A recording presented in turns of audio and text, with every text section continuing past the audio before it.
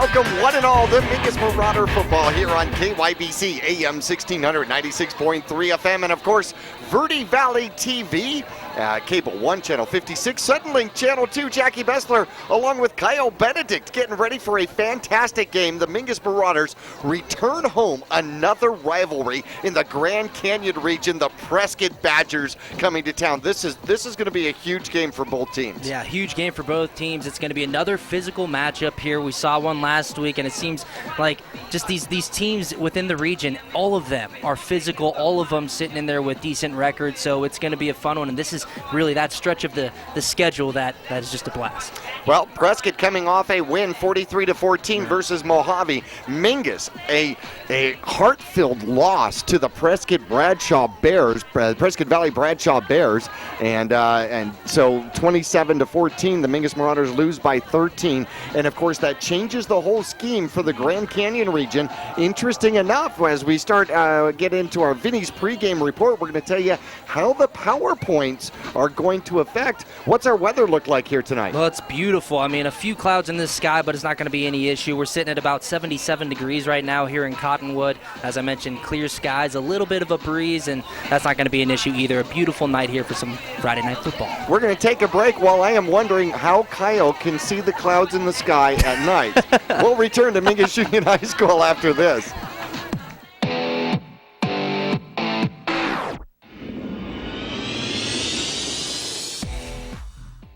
Respected locally, trusted nationally. The Ledbetter Law Firm in Cottonwood has a professional team ready to help with personal injury, corporate law, and real estate. Licensed in multiple states, federal and tribal courts, the Ledbetter Law Firm is experienced in healthcare law, education law, and liquor licenses. Selected by lawyers and judges as one of Arizona's finest law firms, the Ledbetter Law Firm on Main Street in Old Town Cottonwood, online at ledbetterlawaz.com. Taylor Waste has been voted the #1 residential garbage service 13 years in a row in Cottonwood and 9 years in a row in Sedona. Why? Because Taylor Waste always offers dependable and efficient garbage service and clean, eco-friendly curbside recycling and positive customer service. Taylor Waste offers a separate recycling container, and our recycling program is clean rather than commingled with garbage. To start service, call your locally owned Taylor Waste, dedicated to providing service tailored to your needs. Are you looking for a different approach to healthcare? A place where excellent care is combined with kindness and compassion? If so, welcome to Spectrum. At Spectrum, our approach to healthcare is positively different. From primary care to pediatrics, our staff is dedicated to one thing: you. As a leader in integrated care in Arizona, we treat the whole person because we think everyone deserves to feel better. Spectrum Healthcare, for mind, for body, for all of you. For 30 years, Roxu screen printers have provided Northern Arizona with clean, crisp, quality screen printing. They work with you to make the right choices in creating the right artwork and message to put forth your best image. Choose from brand name products and even fashion-forward designs, including caps, tees, sweatshirts, polos, and jackets. Make Roxu your choice for work and sports uniforms, workwear, resort wear, and more. Find out more at rokzootees.com. Roxu screen printers in Cottonwood, where clothing comes to rock. Welcome to the Vinny's Pizza pregame report. Call Vinny's now at 646-3333 and have pasta, subs, or a specialty pizza delivered right away. Don't forget the garlic knots and wings. Now let's head back live to the press box for Jackie and Kyle. Back here at Mingus Union High School as we get ready with the Vinny's pregame report. And Kyle has explained to me how you can see clouds in the dark. I appreciate that. Yeah. Thank you. There's a dusting, a brushing of them before the sun went down, and checked my phone app. And it said there's a few clouds. Technology sees through the dark. Okay, now we got that. Well, speaking of technology, through technology and TV, we're going to show you an awesome picture from our friends at Vinny's New York Style Pizza. And of course, they are in the Clemenceau building on the 89A bypass. Their spaghetti special, $4.99, phenomenal special, and a great deal. You get an awful lot of food for the $4.99. However, as you see on TV, I like that chicken parmigiana. Have you had it? I have not. No. Okay, we got to fix that. Hey, I had the pizza and I was hooked on the pizza. Oh, okay. Well, all right, I'll give you that one. And of course, Vinny's with all of their different sandwiches, absolutely phenomenal. You can get it comboed up with the garlic knots, which are phenomenal. They've got the wings to go along with it. Ask them about the Marauder special as well, our pregame sponsor. And, I was looking through, and here's what is so interesting. Mingus' schedule has 6 potential right now ranked playoff teams. If the season ended today, Mingus will have played 6 playoff teams in their schedule. That's pretty wicked. Yeah, it really is. I mean, if you look at some of the early games that they had on, some of the teams that they were playing, and then what they went on to do. Yep. But you start looking at, last week, playing Bradshaw, Prescott here tonight, another good game. So you're having teams that are outside of your region that are tough matchups, but then within the region itself, we talk about kind of the Grand Canyon region back into that format with those kind of area schools, all competitive, all having good seasons, and it's you're looking at 6 teams that are ranked. Yeah. Very difficult schedule. Well, Higley is currently 5-1 right now, and it's really interesting as we move along. Here's what I think is phenomenal. Mingus loses to Bradshaw. Bradshaw went from number 20 in the AIA power polls and jumped up to number 13. Mingus went from 15 to 16. So Mingus, a lot of people thought with the loss to Bradshaw, Mingus is out of it. They're not out of it. No, not at all. You look at, they moved down 1 spot. Now, it's a very interesting point in the season because the further along you go every single week, they drop down 1 spot from up there at 16 right now, dropping back 1. But each week, if you lose that game, you're going to drop more and more and further down on the list. And fortunate for Mingus, they only dropped 1 spot from last week to this week. But this is a game that you really need to try and get a W here for this, just because the further along you get in the schedule, losses are going to move you further down that list. Prescott sitting in the same exact situation. Right. This is a pivotal direction game. One of these 2 teams here tonight, Mingus or Prescott, is going to put their foot on the accelerator. The other one's going to hit the brakes really hard. And it's going to be hard to come back and drop out of that 16 with 3 more games left and work your way back up, especially when Mingus left on their schedule at Flagstaff next week, by the way, supposedly in the Dome at the NAU Walk-Up Sky Dome, which puts pregame at 7, kickoff at 7:30. Flagstaff is a half an hour behind the rest of the world. No, because it's at the NAU Walk-Up Sky Dome, it is delayed by half an hour because of NAU and the way they do those things. Mingus currently 2-1 in the section, and that's where this really plays a role, because right now Mingus is looking, they have to beat Prescott if they want to get back to a Grand Canyon Region Championship. Then they need Prescott to beat Bradshaw and maybe somebody else to beat Bradshaw. Otherwise, we could be looking at a tie again. Yeah, well, that's the thing. You start getting down to this point in the schedule, and you need to start having help from other teams the more you lose. But Mingus right now, they're not out of this. No. They're not out of this. As you mentioned, this is a huge game here tonight. They're sitting, you have Bradshaw and Prescott 2-0 in the region, both tied for that top spot, and Mingus is right behind them at 2-1. Right. So they get a win here tonight. They're 3-1 in the region. You're sitting. You don't mind that position. Of course, you would like to be undefeated in the region. It makes you breathe a little bit easier. You're not holding your breath towards the end of the season there. But you mentioned the schedule and just how close this is in the region. Of course, you have Flagstaff, Coconino still on the schedule as well. Those are key games, region games there as well. But Mingus sitting at 2-1, and you have Prescott and Bradshaw ahead of you. It's close. And speaking of head, they go head-to-head the last and final game of the season. So when Mingus goes and plays Peoria Sunrise Mountain, who is number 2, by the way, those 2 teams, Bradshaw and Prescott, will get together head-to-head and be playing for region preferences. That could be a big game there. Oh, it'll be huge. It'll absolutely be huge, and we'll be able to kind of give you updates during that game. Higley, by the way, our first game of the season has gone on to be 5-1. They're ranked number 4th. They beat Tempe. The Buffaloes 50-17. They're at Casa Grande here tonight, number 12. Cactus Shadows also 5-1. Their only loss coming to Cactus. How about that? They won an easy one, 49-14 versus Shadow Mountain. Not challenged there. They will be tonight. They've got number 5 Marcos Deniza on the schedule. Cactus, a big win over number 9 Peoria. That is key and crucial in that region, Kyle. And tonight they face number 2 Peoria Sunrise Mountain. I will say this, Mingus has a tough schedule. Cactus may have a tougher schedule. They are 4-2, ranked number 7 on the season. Lee Williams toppled Coconino by a score of 21-6. Tonight they match up with the Eagles and Flagstaff. Mojave lost to Prescott last week, 43-14, looking for their first win of the season against a Moon Valley team, whom Prescott beat. And I was talking with the coach, head coach for Prescott, and he said that was probably our most important win during the course of the season because we were down by 10 points.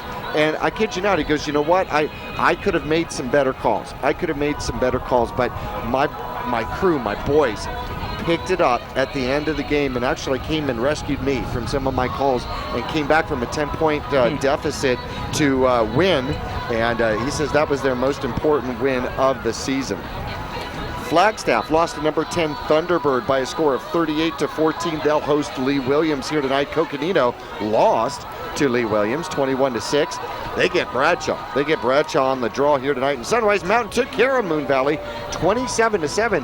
That's not a bad showing for Moon Valley, who may be a better team than what their record may indicate. They'll battle, of course, with Cactus number 7 here tonight. So meanwhile, all of these teams playing, you want the teams that you have already played to play tough games and win them, because that all goes to power points. Yeah, that plays a really huge part. I think sometimes that's a little bit overlooked, at the teams that you previously played on your schedule, who they have coming up, who they're playing this week, next week. That really, I think, gets overlooked. But going back to talking about that Prescott Moon Valley game, and we talked so much about the beginning of the season with players trying to get used to just full game speed again. The coaches are trying to do the exact same thing, and you talk about those tight fighting back from a 10-point deficit against Moon Valley. Those types of positions early on really are huge. I mean, if you can get through those and just dealing with those early on against some of those teams who on your schedule, maybe you circle there and you think that's going to be a win, having those situations against a team like that really pays off down the line just because you've been there before. So it's really nice to see that they overcame that, but they're also learning, the coaches and the players as well.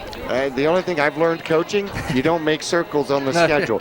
Tell you what, when we come back to the Vinny's pregame report, we're going to get in, take a look at the two teams, how they match up head to head. It'll be interesting when we return after this.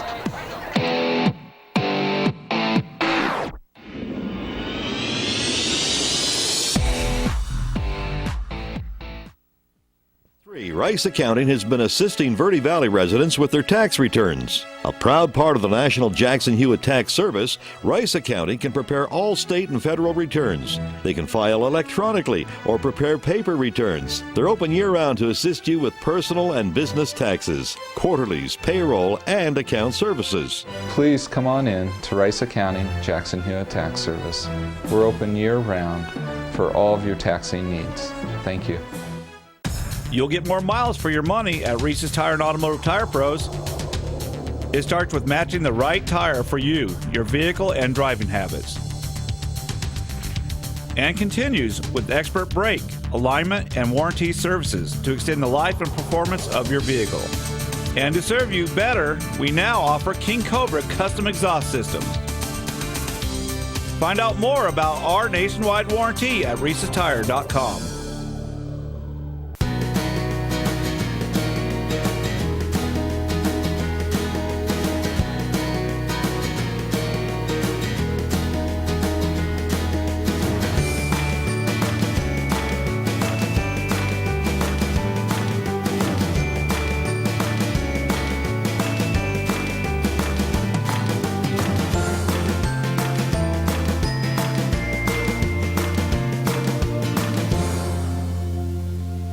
Cheerleading, tumbling, gymnastics.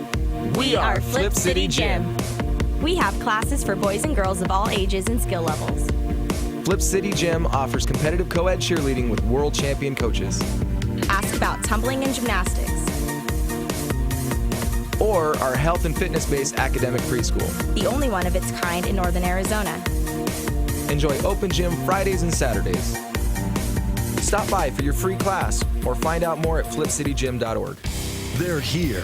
Ranger XP 1000, the most powerful Ranger ever. General Ford, the off-road's most popular new crossover. And Ride Command, connecting you like never before. See the best of 2017. Or grab a great deal on remaining 2016s. Get rebates up to $2,000 during the Polaris factory authorized clearance. Cottonwood Motorsports, located on Route 260 and Western Drive.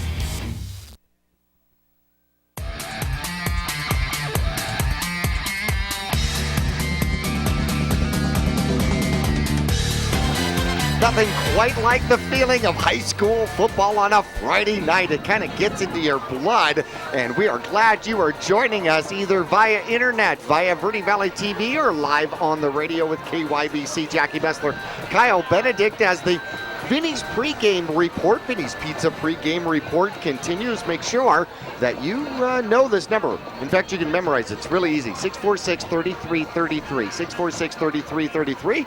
And delivery is available. Sandwiches, pizza, spaghetti. The spaghetti special at $4.99. Phenomenal. I recommend the chicken parmigiana just because it's my favorite, but you can order whatever you want. And, of course, they will deliver to you any day of the week. 646-3333. Vinny's Pizza, our pregame sponsor. Lots of things going on at Mingus this week. Yeah, it's a very busy, just busy time of year if we're talking about just high school sports in general. There's a lot going on. We have, of course, on October 11th, volleyball is at Mojave. Golf also on the 11th at Prescott versus Prescott, Bradshaw, and Mojave with that. On October 13th, JV is versus Flagstaff, and then October 14th, golf then goes to the Ridge Invitational, and October 20th, swim versus Sedona, and that and also against Northland Prep. So on October 20th, swim versus Sedona, Northland Prep. Hey, I got a chance to talk with Denny Fangman, who is the manager at Home Furnishings Direct, one of our sponsors, and Fletch is on that swim team. He says they are doing exceptionally well. They're racking up points in the meets that count, because there's 2 or 3 meets during the course of the season that you get points going into the state tournament, how you're ranking, and it's individual times and all of that fun stuff, both on the diving part and on the swim. He says the swim team is just doing fantastic this year, so go Mingus on the swim team. That'll be wonderful. So we take a look, moving from that into youth sports. Every Saturday you can wander out to CMS just about, and you're going to find a game. And coming up, Cottonwood Wildcats looking for their first win will be at Sedona this week in the minors division. The Bears also looking for their first win will go up against the Cardinals. And one of those teams is going to come up with their first win. The Colts, 6-0, is at Wickenburg in the minors division. The Mighty Might starting early. The Lobos, 3-2-1, are going to be... can't remember who they are playing. I apologize for that. And the Marauders, 6-0, will play in the Mighty Might division as well. And so lots of youth football coming up. And the youth championship is going to be on Verde Valley TV. And that will be the first Saturday that we'll be recording. Now we'll record that at Bradshaw. So that'll be really interesting. I think it's November 4th. And that is phenomenal. So that is a great thing for you to get involved with. Harvest to Feed the Hungry is coming up on October 12th. That is a Wednesday, a great opportunity for people to get involved. Yeah, it's going to be at Safeway from 9 to 6. We'll be out there. Yeah, Pipe Broadcasting will be out there. All donations for Cottonwood at the Cottonwood Safeway, all donations collected there will go towards the Old Town Mission. And it's just a great event. I was out there at one of our remotes last year, and just seeing everybody coming out of the store, pushing carts with stuff that they saw on a list, or just dropping off the entire cart. It's really great to see, and kind of kicks off just the holiday giving season. So Harvest for the Hungry, again, that is Wednesday, October 12th, and then it's going to be from 9 to 6 at Safeway, and we'll actually be in a couple different locations, a couple different Safeways as well. Yep, we'll be in Prescott, Willow Creek, Prescott Valley, Cottonwood, and Flagstaff, so the whole Yavapai Broadcasting family will be participating. Speaking of family, the Mingus Marauders coming out of the cave, getting ready for tonight's game against the Prescott Badgers, and take a look at the Mingus Marauders and how they're doing during the course of the season. First of all, last week against Bradshaw, throwing the ball 5 for 9, 115 yards, and they had their lowest rush total against Bradshaw, 30 carries for 128 yards, 2 touchdowns on the ground, but averaging only 4.3 yards on the ground. As we look at the Mingus Marauders season-wide this year, Meyer is 26 for 53. 618 yards on the season, averaging a little better than 100 yards per game.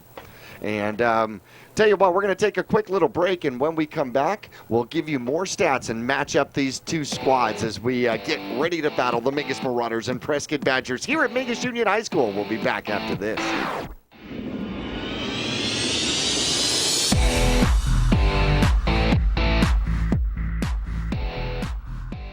People often refer to Larry Green Chevrolet as the people place. Keeping that reputation is a priority in the community and with every customer that comes through the door. If you're on the market for a new or pre-owned car, truck, van, or SUV, you'll find their selection extensive and their sales team professional and courteous. You can also count on excellent after-sales service. Visit Larry Green Chevrolet on Highway 260 next to Walmart in Cottonwood.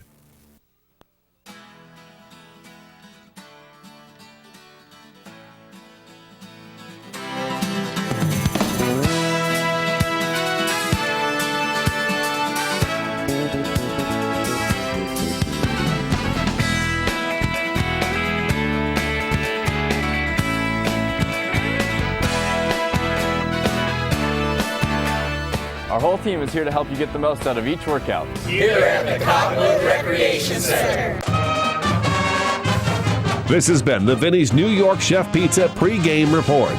Call Vinny's now at 646-3333 for pickup or delivery and have delicious pasta, subs, or a specialty pizza ready to go by game time. Vinny's Pizza, located at 516 East State Route 89A in Cottonwood, will return for kickoff right after this.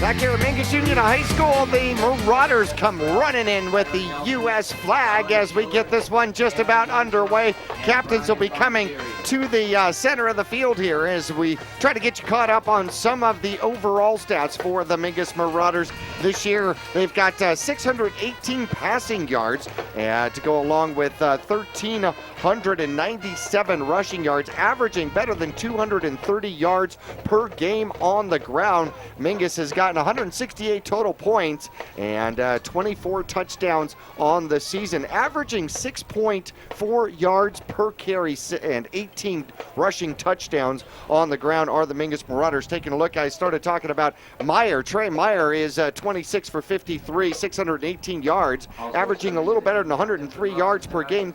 6 touchdowns to go along with 4 interceptions. Favorite receiver, so to speak, 5 receptions, 80 yards, and 2 touchdowns is growth on the year. Actually, he's got 130 yards, pardon me. I apologize.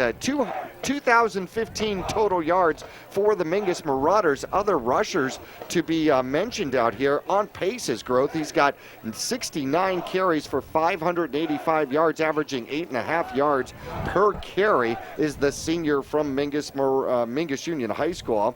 And Ruiz, second in command in the rushing category, 46 carries, 369 yards, and he's got 5 touchdowns to go along with it.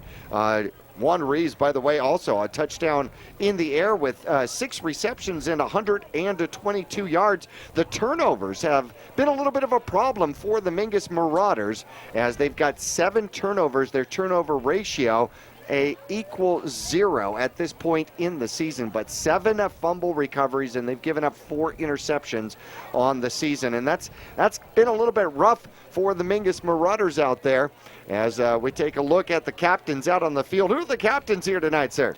Well, tonight, Mingus, first off, they're going to be kicking off. They won the toss and deferred, so they'll be kicking off here. But the captains for the Mingus Marauders, number 3, Fabian Jimenez, number 15, Chaz Taylor, 16, Alex Nelson, and number 72, Jordan Taylor. And then for Prescott, number 7, their captains, number 7, Dawson Wilson, number 11, Aaron Marcourt, Liston Bennett, and then you have number 70, Zachary Sweeney. So those are the 2 teams' captains, and as I mentioned, Mingus is going to be kicking off here to open this one up. Well, Sweeney, the big center from Prescott, will be one of the captains out there, and Jimenez unfortunately not in his pads. We are looking forward to have that young man back. Got injured in practice, and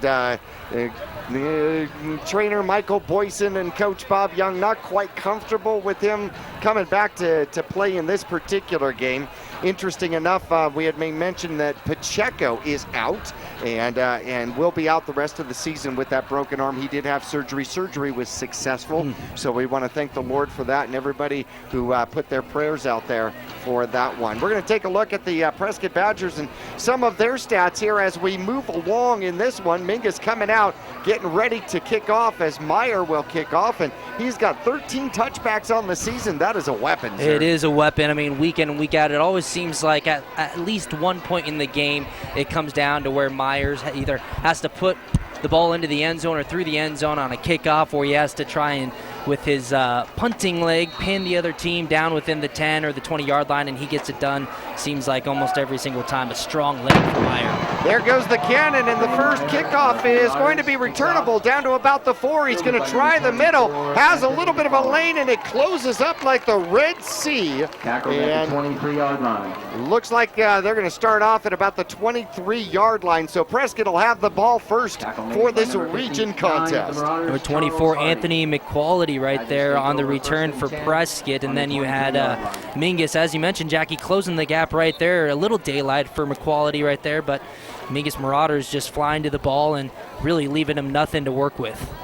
Here come the Bradshaw Bears. They're going to throw it out to the near side. It's tipped and caught, and then breaking away is number 11, and he will get down to about the 48-yard line. So a great play, a lucky tip as he gets the ball back to himself. Yeah, right there, just kind of catching it in traffic and was able to spin around a little bit and find a hole to go downfield. Mark Court, one of their leading receivers, 96 yards in the receiving so far this year, 7 receptions. He has 1 receiving touchdown, one of the main targets in the air. So they start off in the air, shotgun once again, and the quarterback's going to keep it himself. He'll scamper through the middle, following that big center for about 3.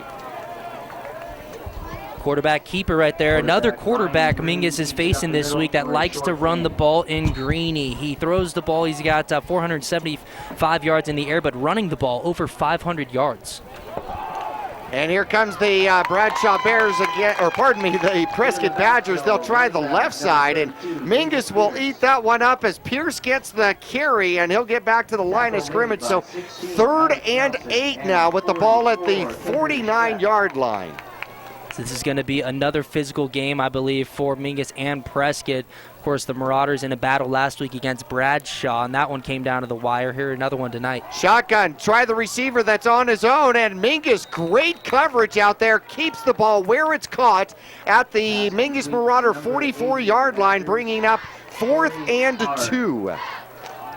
Now, this is an offense for Prescott that they want to run the ball. Another one, over 1,800 yards, 1,810 rushing yards this year, 475 passing yards for a total of 2,285. But this is another offense that wants to run the ball first. And last week, towards the end of the game, we saw really Bradshaw trying to go downfield. They were a really passing-heavy team, and the defensive backs and really the safeties, all of them, the corners, the safeties, got a lot of work from Mingus here, but this is another run-first team for Prescott. Chaz Taylor will be back for the Mingus Marauders, and a flag comes out on the field, and they're going to back him up. And I'm not sure Bradshaw, or Here I go again. Not sure. Okay, get that. That was last week. Not sure Prescott particularly cares that they had the 5-yard delay of game penalty here, because they're going to kick from the Mingus Marauder 49, which actually gives them a little bit more room to try to place this. Here comes the snap. Mingus busts through it and almost blocks the punt. It is a short block, horrible, but a great bounce, and it'll go out of bounds at the Mingus Marauder 26-yard line, but there is a flag on the field, and I wonder if they they ran into the kicker. So the penalty should put Prescott forward here. We'll have to find out whether or not that is going to be enough for a first down. Yeah, I believe they got Jordan Vincent. The kicker actually dropped the snap, and he was able to pick it up just in time to get the ball away. But Jordan Vincent, I think once he saw that ball hit the turf, he kind of kicked it into another gear and thought he was going to be able to make a play. The kicker was able to get the ball off, and Jordan just barely tapped that kicker, but you still can't do that. Well, I tell you what, it certainly puts blood in the water when you see the ball hit the ground, but that is going to be a 15-yard penalty. No, I'll tell you what, it's going to be Mingus is going to be able to take the ball over at the 27-yard line. So apparently, I'm going to guess that Mingus had Prescott did not take the penalty and have to force to kick over again. Instead, they're going to be satisfied with Mingus kind of deep in their own territory at the Mingus Marauder 27-yard line. So that's where Trey Myers and the Marauders are going to start off. Mingus two men in the backfield, and the second handoff goes to Growth. Growth will bury his head forward. The mosh pit moves forward to about the 32-yard line. The mosh pit moves forward. That's a good one there. Growth going to the number one rusher in the region right off the bat here for Mingus. Growth, 69 carries so far this year, 585 yards, 6 touchdowns on the ground. He's just having a great season running the ball, and he's averaging 117 yards on the ground per game. Well, Growth is growing his numbers again. First back through is Growth, and this time they do get him. Number 50 in there for the tackle very quickly, and it'll be a short gain. Give him give him 1. So 3rd and 4 from the Mingus Marauder 33-yard line. 8:56 left to go in the first quarter, still knotted up at zeros. Crowd seemingly somewhat quiet, waiting for Mingus to get their first down as the cheers will start. 2 men in the backfield again, and quickly it is eaten up by the defense as Growth goes forward, does not go down, but number 11 puts his hands on him, grabs him. That's Marquardt, one of the outside linebackers. And that's going to bring up 4th down, no gain on the play. 2 plays in a row there. Prescott was able to get in the backfield and stop Growth from really hitting the daylight there, and that one, Marquardt stopped him behind the line of scrimmage. Meyer, quick punt, sails it. What a phenomenal punt. It'll drop at the 18, get picked up at the 15. It's returnable on the far side and then down at about the 34-yard line. So both teams get a series, unable to move the ball effectively, and Prescott will take over at the 34-yard line. I didn't almost say it again. How about that punt by Meyer? I mean, that one hit the ground, and that was Anthony McQuality again on the return there, and he actually picked it up on a nice little Sunday hop that he got there. But again, we talked about it right at the beginning of the game. Meyer's leg, just the kind of weapon that is, and right off the bat, his first punt of the game, and he boots it down there. Ryan Green, quarterback, takes it, looks and pitches to the outside, and the ball comes free. Mingus picks it up. Stabrith going for the end zone. He's got 1 man to beat. He'll be tackled out of bounds at the 10-yard line. Stabrith with a big fumble recovery, a huge hit is placed out there, and what a phenomenal job right there with a phenomenal hit, jarring the ball from the Prescott ball carrier. That's only the 2nd fumble given up by Prescott this year. It was played perfectly by Mingus. I mean, they had the quarterback covered, so he wasn't going anywhere with the ball. He decides to pitch it wisely, and then you had a Marauder on the pitch, man, delivering a big hit. Stabrith picks up the fumble once it gets onto the turf, almost takes it back for a touchdown. Mingus in striking zone. At the 10-yard line, Myers looking to throw, puts it out there, it is caught, going for the corner, and we're waiting for a sign out there, touchdown! You got a flag in the backfield. A flag in the backfield may negate a gorgeous throw and dive out there from the Mingus Marauders, and Was that Pollock or Link that caught that on the far side? That was actually Growth out in the flat. Yeah, Meyer was running out to his right, and that's where the flag was, deep in the backfield right there. And he was just able to hit Growth on the run there in the flat. And you mentioned a beautiful pass, Growth in stride. He ends up diving towards the pylon and getting in. But Mingus is going to back up, it looks like, with this penalty. Well, that'll give the defense for Prescott a little bit more breathing room. Second and 20 as the ball is at the Prescott 27-yard line. First and goal from there. The pitch goes to the outside, getting some room and blockers to Stabrith, and he'll get the ball back to the 20. So give him 7. So second and goal from the 20. Seems like you should have a few more, downs available, right? Right there. That was a nice one. Stabrith got that pitch from Meyer. He had Ruiz on the outside who was able just to kick out the cornerback with the beautiful block, opening up this huge lane on the right side of the field for Stabrith once he got the ball. And he hit that hole and brings up second and short. More of a traditional setup here for Mingus as Meyer takes the snap, looking to throw, comes out to the near side. He's got a man open. He'll throw deeper, though. Overthrows one and tries to get the ball to Growth, I think. Stabrith was underneath. Growth was behind and kind of split the difference between the two of them. Third and goal from the 20-yard line.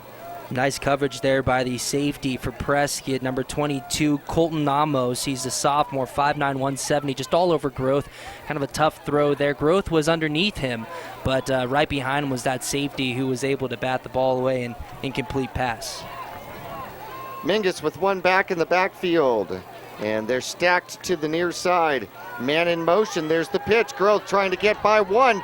Cuts up underneath another. He'll have a good gain, but it probably won't be enough as he'll get down to about the 13-yard line, bringing fourth and goal from the 13-yard line. Now, I think I saw the kicking tee get thrown out there to Meyer, so I think Mingus might be going for the field goal at this point. Yeah, well, he got another block on the outside there by Ruiz, but wasn't enough to kind of propel the ball carrier forward for a first down. And you're right, Jackie, Meyer is going to just kick this field goal. 31-yard attempt. The kick is up. The kick looks strong. Waiting for the signal. It is good. So with 6:15 left to go in the first quarter, Mingus will draw first point. 3-0 over Prescott. Will return to Mingus Union High School after this. People often refer to Larry Green Chevrolet as the people place. Keeping that reputation is a priority in the community and with every customer that comes through the door. If you're on the market for a new or pre-owned car, truck, van, or SUV, you'll find their selection extensive and their sales team professional and courteous. You can also count on excellent after-sales service. Visit Larry Green Chevrolet on Highway 260 next to Walmart in Cottonwood.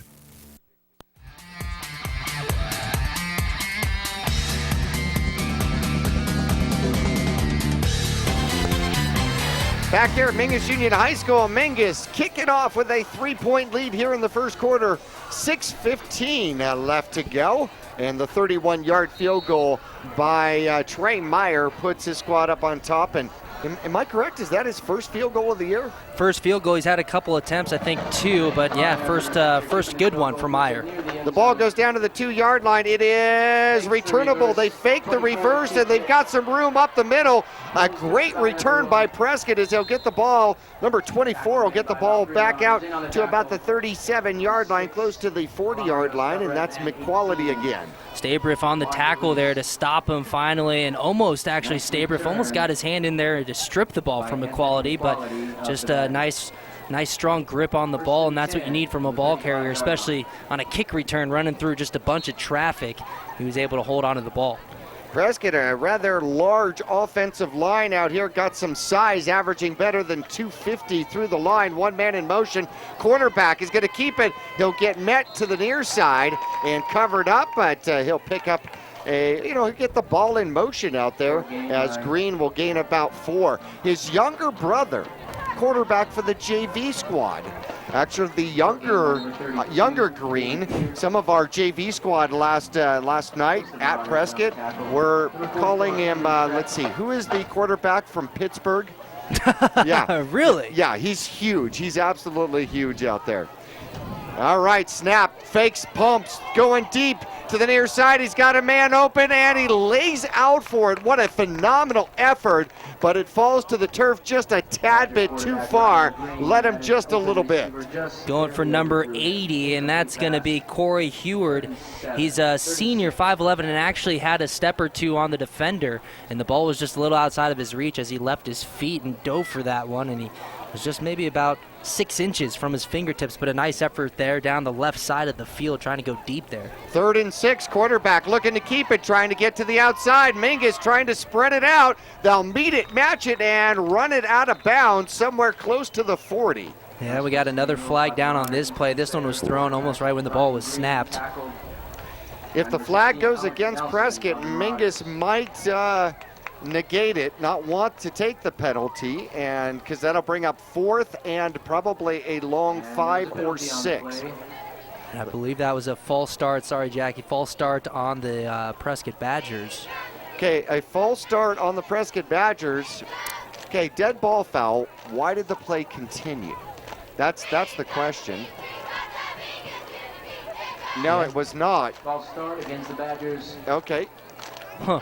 But, yeah, you're right. I mean, the flag was thrown pretty much simultaneous as the ball was snapped. If that was a false start, that ended up being a 10-yard penalty because they had the ball at the 37. Now they got the ball at the 30. Okay, all right, so 3rd and 15. Here we go. I formation for Prescott. There's the snap. They're going to throw the quick slant. It's caught, broken up real quickly out there, and it looks like that's Fanning with great pass defense.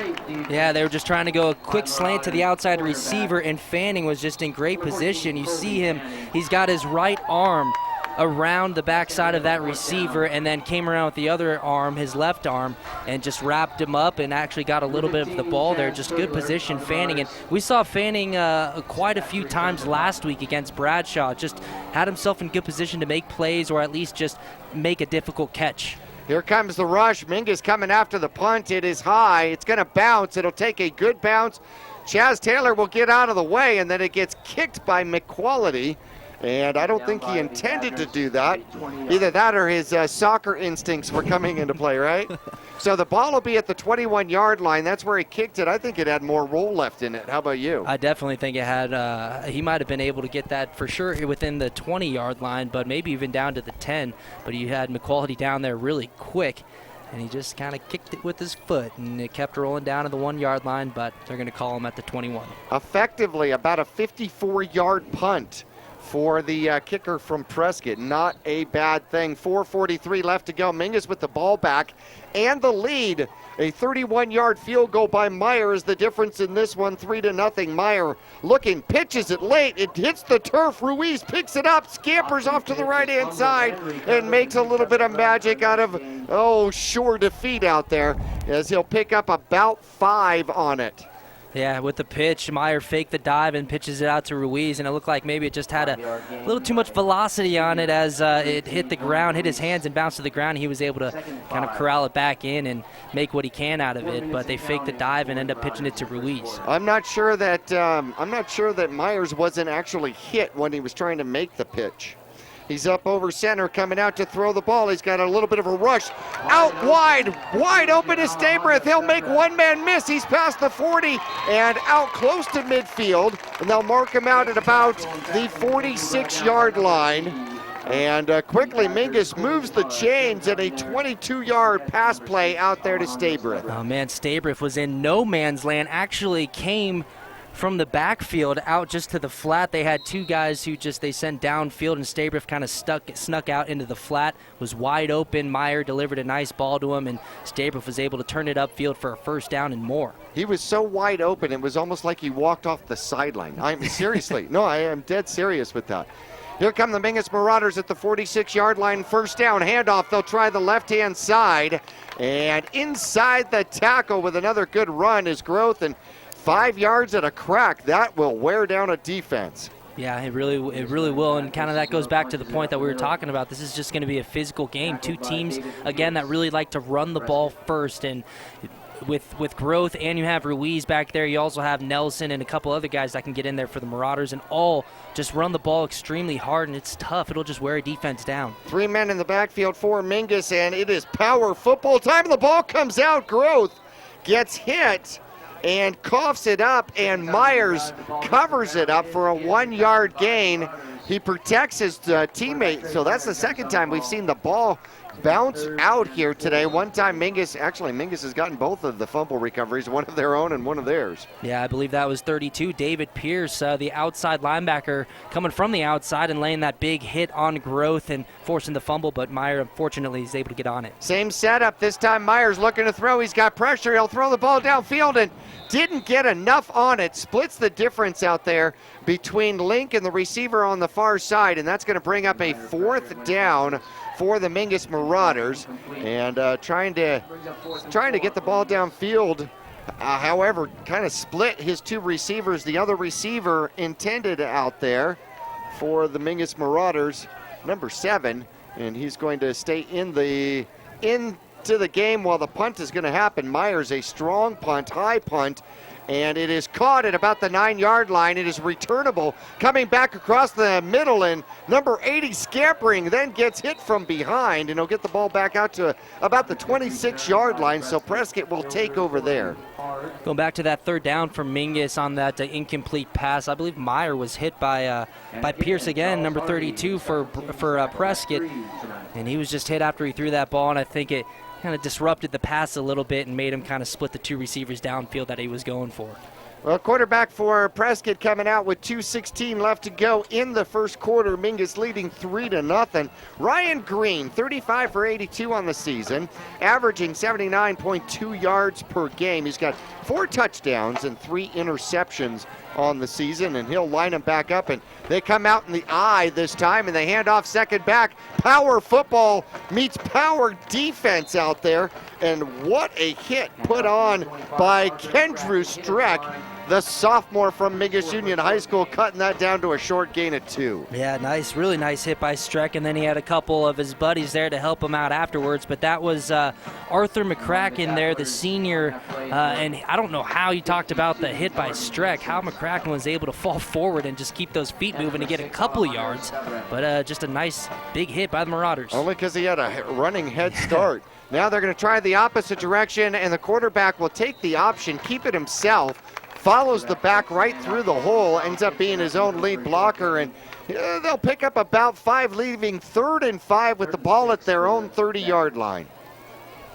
Again, another nice play by the Marauders defense, just sealing up all those gaps and just filling any hole that they had, and that's back-to-back plays with those stops.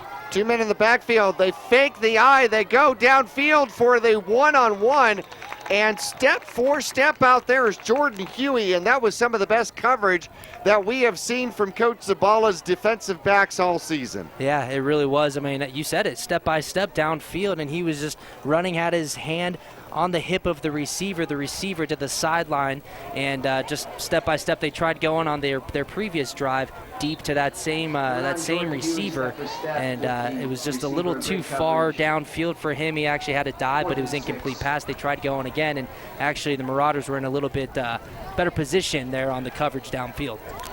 Taylor out here looking for the punt. Mingus comes after it. A wobbly kick goes across the field. It becomes poison out there and is finally touched at the 35, maybe the 36-yard line. So Mingus will take over there. I haven't seen Mingus this aggressive going after punts in a long time. Yeah, I mean, they're just back there flying off the ball. They did get called for a penalty here earlier, but you got to like that aggressive mentality and just trying to make big plays. And you, at this point in the season, you start to see that extra intensity with both teams, as now we're under a minute left in the first quarter. Trey Meyer 1 for 3 throwing the ball, 22 yards. Growth has got 5 carries for 18 yards. And that's pretty much how it stacked up. Both teams have pretty much played on the pebbles in the middle of the field. Mingus, one turnover, gave him a short field. That ended in 3 points. Reverse going to Ruiz, back the other way. He's crossed the 50. He's got an open lane. He's at the 30. One man to beat at the 20, the 10, the 5. Touchdown! Juan Ruiz scampers for 64 yards on the misdirection, and Mingus scores the first touchdown of the game with 42 seconds left to go in the first quarter. There it is, that play with so much movement in the background. They send a guy on the right side of the formation in motion. They fake the dive, and then you had Ruiz coming from left to right. He ends up getting the ball and is just a huge hole for him at the line of scrimmage, and then he gets into open field. A couple stutter steps, a couple nice moves. He gets to the sideline, and then he wins the foot race down for a touchdown. Wadsworth makes a great call and a great kick for the extra point. Still perfect on the season on PATs is Meyer. So 10-0, Mingus with the lead right now as there are 42 seconds left to go in the first quarter. We'll be back right after this.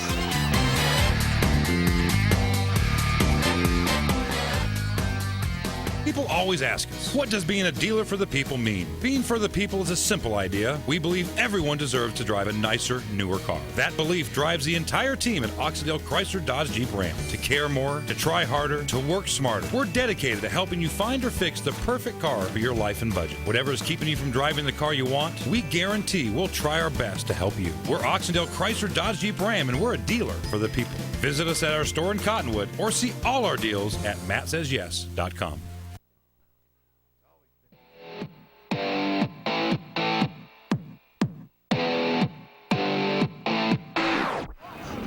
Back here at Mingus Union High School, a 10-0 lead for the Marauders. Myers kicking off for the third time of the game. He'll boot it. It's deep, and it's gone. That reminds me of playoff baseball coming up. He gets it into the end zone for the touchback. And how about this? Do you know the last time the the Chicago Cubs were in a won a World Series? Henry Ford was putting Model Ts out for a total cost of $850. Oh my God. That was 1908 was the last time the Chicago Cubs were in a World Series. Loyal fans, but man, I feel bad for those Cubs fans. You feel bad for me? What? Loyal though, loyal fans. Definitely loyal. Here come the Prescott Badgers trying the right side, bouncing off a tackle and then gets ganged up on. And falls forward out there. And running off tackle with the ball, number 25 with the ball, and a gain of probably 2 to get them just kind of going.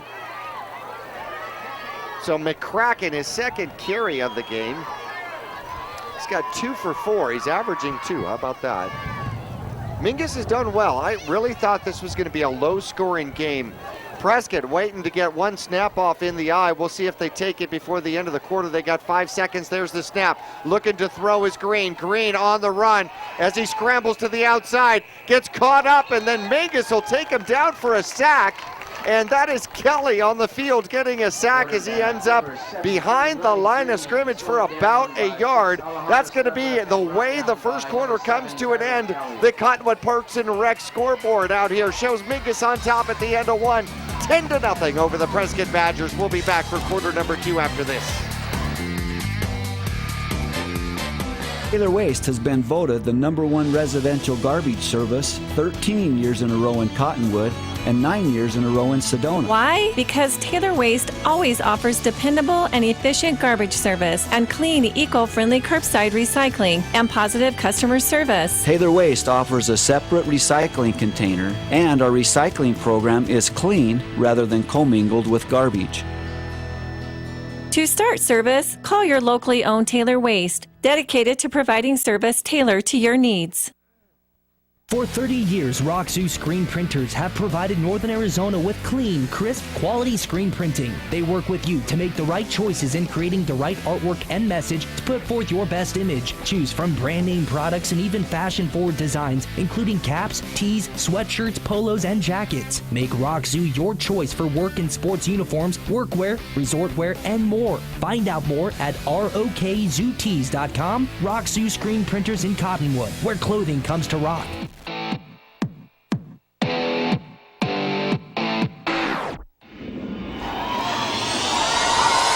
Mingus Union High School, the first play from scrimmage. Green finds number 7 downfield, and he will scamper away as the slant works for the Prescott Badgers. A huge gain downfield. They had the ball 3rd and 10 from the 20.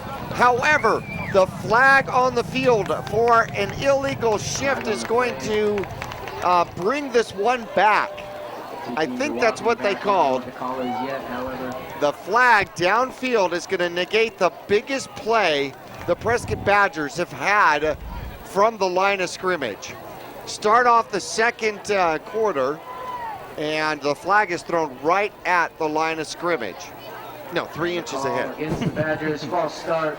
Oh man, that one right there is just a bummer for Prescott. I mean, you start the second quarter, come out throwing the ball deep. They connected with Dawson Winslow in the middle of the field on that slant, and he was gone. He was eventually caught from behind by a couple Marauders, but that one really hurts there. You got that momentum going. The penalty brings him back. Well, they're going to put the ball right back at the original line of scrimmage, and maybe somebody saw that. I don't know, but they're going to stop the play again here. But 3rd and 10 was the call, and now they're going to back. I think that's it. I think they realized that they hadn't marked off the 5 yards. Wait, this spot looks familiar. Right. I've been here before. Yes. 3rd and stupid frog. Get out of my throat. 3rd and look at that. The cheerleaders are just getting the crowd pumped out here at Mingus Union High School for a 3rd and 15 defensive play. Quarterback Green is in the shotgun. He'll take the snap. He's looking to throw. They're going to try it again. And whoops, that was miscommunication. As the receiver, Winslow, went in. The pass went out. And Jazz Taylor gets the defense on it and didn't really have to do much on that one. No, just a classic miscommunication. The Winslow, the one who they connected with on that deep gain that got called back and put them in that 3rd and long position. Tried going back to him. He was just running downfield and didn't even turn around for the ball. That was just thrown into no man's land, miscommunication. Spencer Newman's going to punt just outside of his own end zone. You can imagine Mingus is coming after it, almost gets to the punt.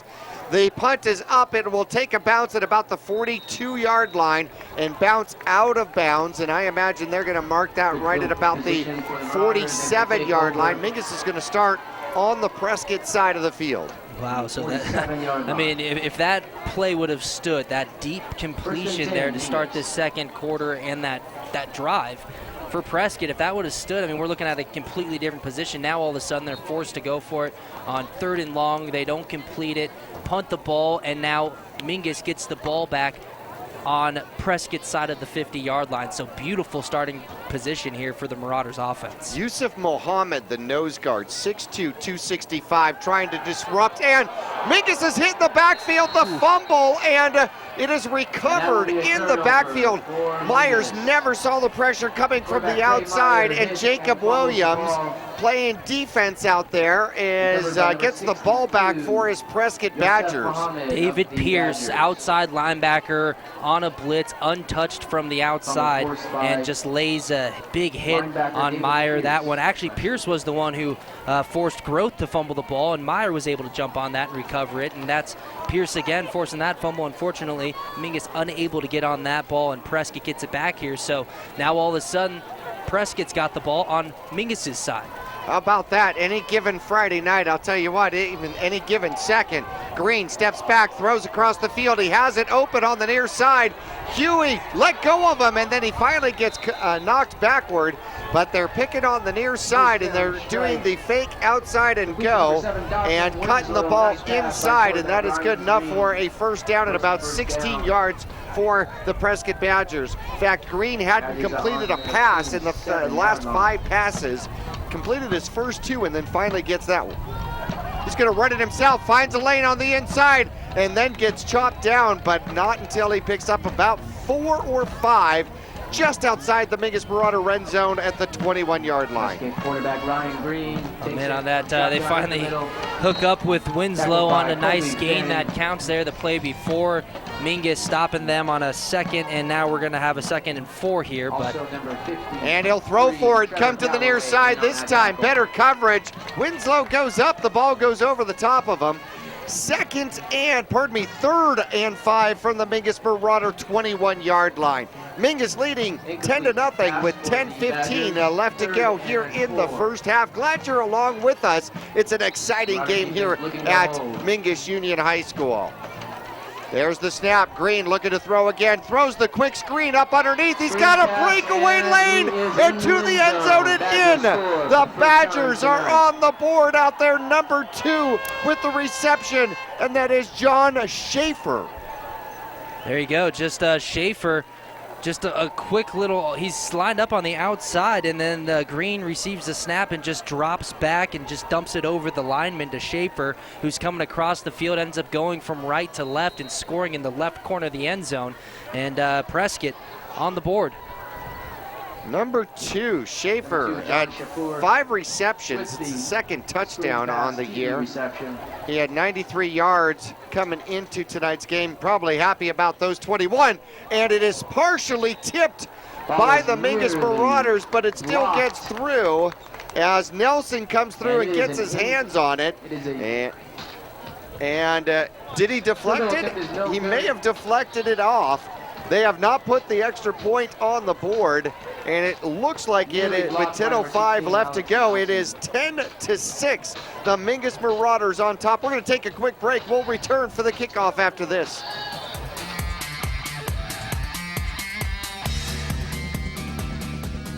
For 30 years, Roxu screen printers have provided Northern Arizona with clean, crisp, quality screen printing. They work with you to make the right choices in creating the right artwork and message to put forth your best image. Choose from brand name products and even fashion-forward designs, including caps, tees, sweatshirts, polos, and jackets. Make Roxu your choice for work and sports uniforms, workwear, resort wear, and more. Find out more at rokzootees.com. Roxu screen printers in Cottonwood, where clothing comes to rock.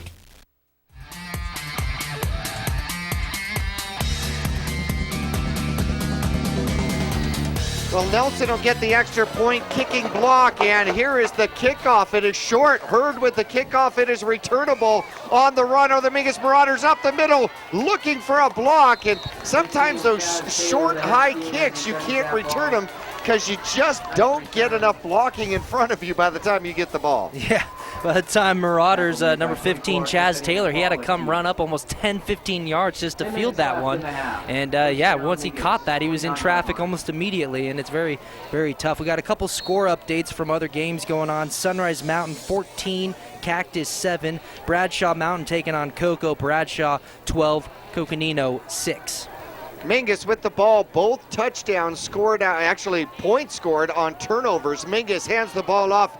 A great push by the offensive line, and Groth will pick up a solid 5 to start. Boy, he has just been on pace with those 5-yard first down runs. Yeah, he really has been. I mean, we mentioned it, number 1 rusher in the region. He's averaging 8.5 yards per carry. As I said earlier, 17 yards per game, 3 games this season with over 100 yards rushing. And imagine that, he's in the backfield once again. Mingus with receivers both side. Myers over center, looking to throw. He's got company in the backfield. He'll throw the ball downfield, and it's caught by Nelson. Nelson from the wing position finds some open area in the zone, right on the seam, and he'll get the ball down to the 37-yard line of Prescott. Ooh, that was just a nice job by Meyer to just hang in there. He had one of the big offensive linemen chasing him from behind, and he just stood his ground, delivered a really, really nice throw downfield for a completion, and a big gain to get on the other side of the field. Here comes Mingus now with the ball at the Prescott 37-yard line. Stabrith in motion. They're going to go the reverse, coming back the opposite way. Doesn't work quite as well for Mr. Ruiz this time. And he'll only, well, they'll put him back at the line of scrimmage. Yeah, that was that play that Ruiz had the 60-plus yard touchdown run on. And number 11 for Prescott, that's going to be Mark Court again. The outside linebacker not fooled this time on that play, and he makes the tackle. Mingus taking their time back to the line, and this is new. There is no huddles in high school football anymore. How about that? At least on the varsity level. Stabrith in motion, and the pitch coming to the near side. Here come the Marauders. Getting around the corner is Ruiz. He's down inside the 25, down to the 22. Give him a first down and a run of about 14 for the senior from Mingus Union High School. Stabrith with the pitch on the outside as we watch the replay for those watching Verde Valley TV. Meyer again with the pitch to the outside, takes a big hit. Ruiz actually, look, I wasn't sure if he was going to be able to sneak behind that block that Stabrith had for him on the outside, but he was able to, and then got tackled falling forward, and just another successful play there with a pitch to the outside for Mingus. Time to get Skinny behind the block. Mingus man in motion. They'll hand off to Growth. Growth, great blocking downfield, keeps the legs turning, and then gets a little help with a pull. Not a push, a pull from one of the offensive linemen. And he'll get down to about the 9-yard line. Give him a first down and a run of about 13. That is the biggest run from the line of scrimmage for Jason Growth here tonight. You know, we talk about the success and the role that the offensive line plays with just helping out these running backs and their success, but right there, a 13-yard gain. He had 2 offensive linemen down 13 yards with him. Man in motion. Growth is going to try the same lane. They try to tackle the ball, and he keeps the legs turning and spinning. Touchdown, Jason Growth, 9 yards as Mingus is now leading 16-6 with 7:37 left to go in the first half.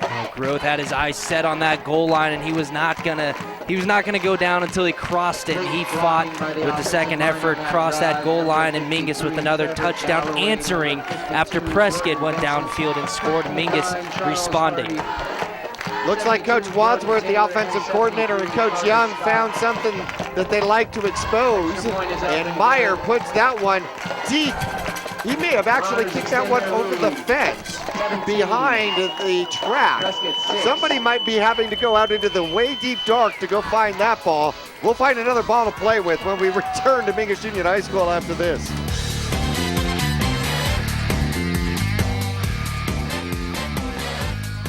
They're here. Ranger XP 1000, the most powerful Ranger ever. General 4, the off-road's most popular new crossover.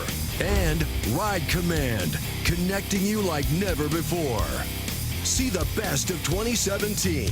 Or grab a great deal on remaining 2016s. Get rebates up to $2,000 during the Polaris factory authorized clearance. Cottonwood Motorsports, located on Route 260 and Western Drive.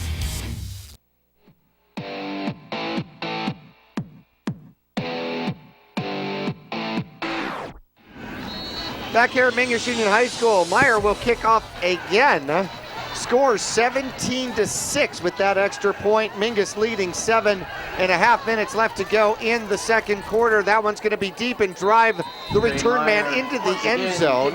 And he will not get an attempt to return that one.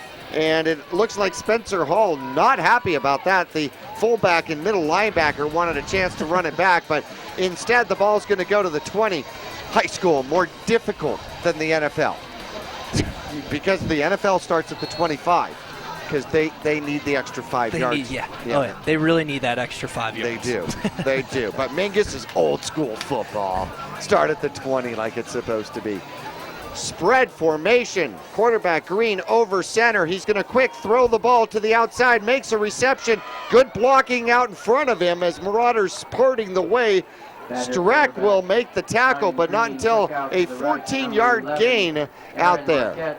Number 11, Marquette, on just the quick bubble screen almost, or just that turnaround, and he catches the ball. He had a couple blockers in front of him, and he got a little bit back to the line of scrimmage. And they'll try the throw to the outside. This time it is defended well as Winslow gets his feet knocked out from Stabrith out there, and it is a reception, but a reception for -4 yards. So 2nd and 14. Prescott with the ball on their own 29-yard line as we approach 7 minutes left to go in the second quarter. Bradshaw, one man in the backfield, Prescott, one man in the backfield. Quarterback decides to keep it and not pitch it, and he'll get back to the line of scrimmage, maybe one. Coach Dixon very happy with the way his defense defends that one. Yeah, very nice job. A couple Marauders in there on the tackle. You had Let's see, Tyler Kelly was in there, and then you also had McClanahan, who came in there and kind of cleaned it up, and just nothing to go. Now we have actually 3rd and long. They've lost yards, Prescott, on this drive. Quarterback back, throws to the near sideline, has a man open, and it's going to be close as to whether that is a first down. They're going to mark the ball at the 41-yard line, which means it would bring up 4th and 2. And wait a second, everybody backing up, though. Oh, it was incomplete, that's why. Okay, so 4th and not 2, 4th and long 13. So it was incomplete. I thought he had that one on the far sideline. I guess they called him out of bounds on that. They went back to number 11 there, Marquette, the 6'4", 190-pound senior. What a target that is, 6'4". Here's the punt. Mingus comes after it again, almost gets it short. Wobbly punt. It'll bounce. It'll take a Prescott bounce, not returnable. It'll make it to the Mingus Marauder side of the field, and it'll end up being about a 22-yard net punt, and Mingus will take the ball over at their own 48. See if Mingus can just follow up the last drive where Growth took it in for a touchdown.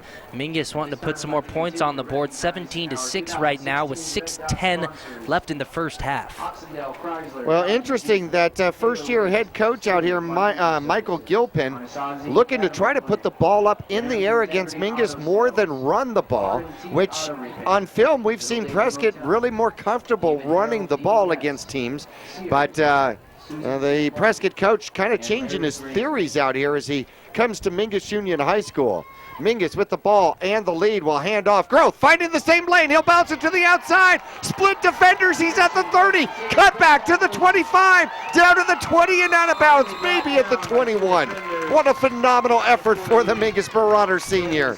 All around, I mean, the whole right side. He was going off tackle on the right, and actually the entire right side of the line was blocked off and sealed off for him as he just sneaks underneath one guy, bounces it to the outside. Actually got a little bit of a block, but not much help downfield. Usually he's got the Marauders out there blocking for him, and he really does the rest with this and just keeps pushing the ball, and just nice run. 3 receivers to the far side, and they will try Growth again. They'll go to the side with the receivers this time, and that should net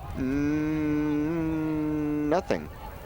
We'll see. They're going to keep the marker right there, so that one will be a 0. However, he now has 10 carries for 76 yards, and Growth coming out limping a little bit.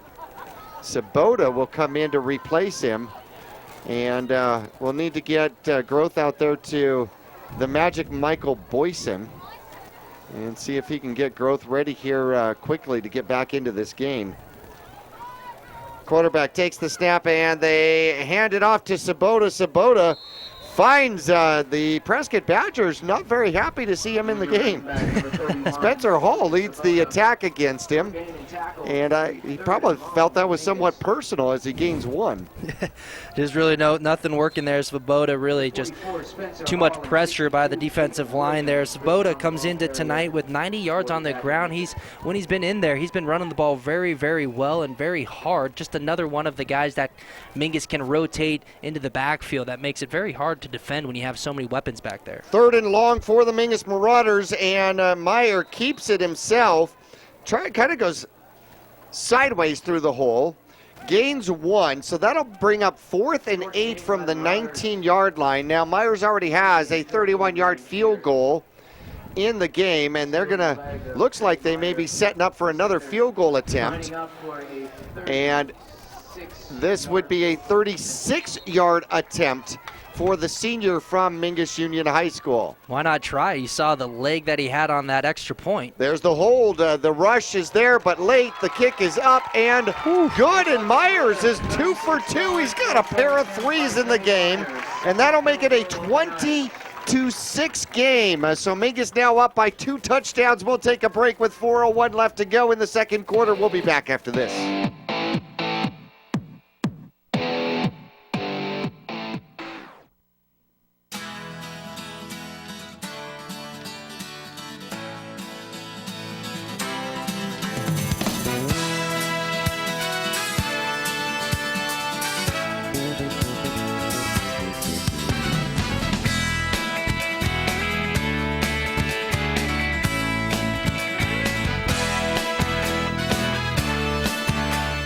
Our whole team is here to help you get the most out of each workout. Here at the Cottonwood Recreation Center.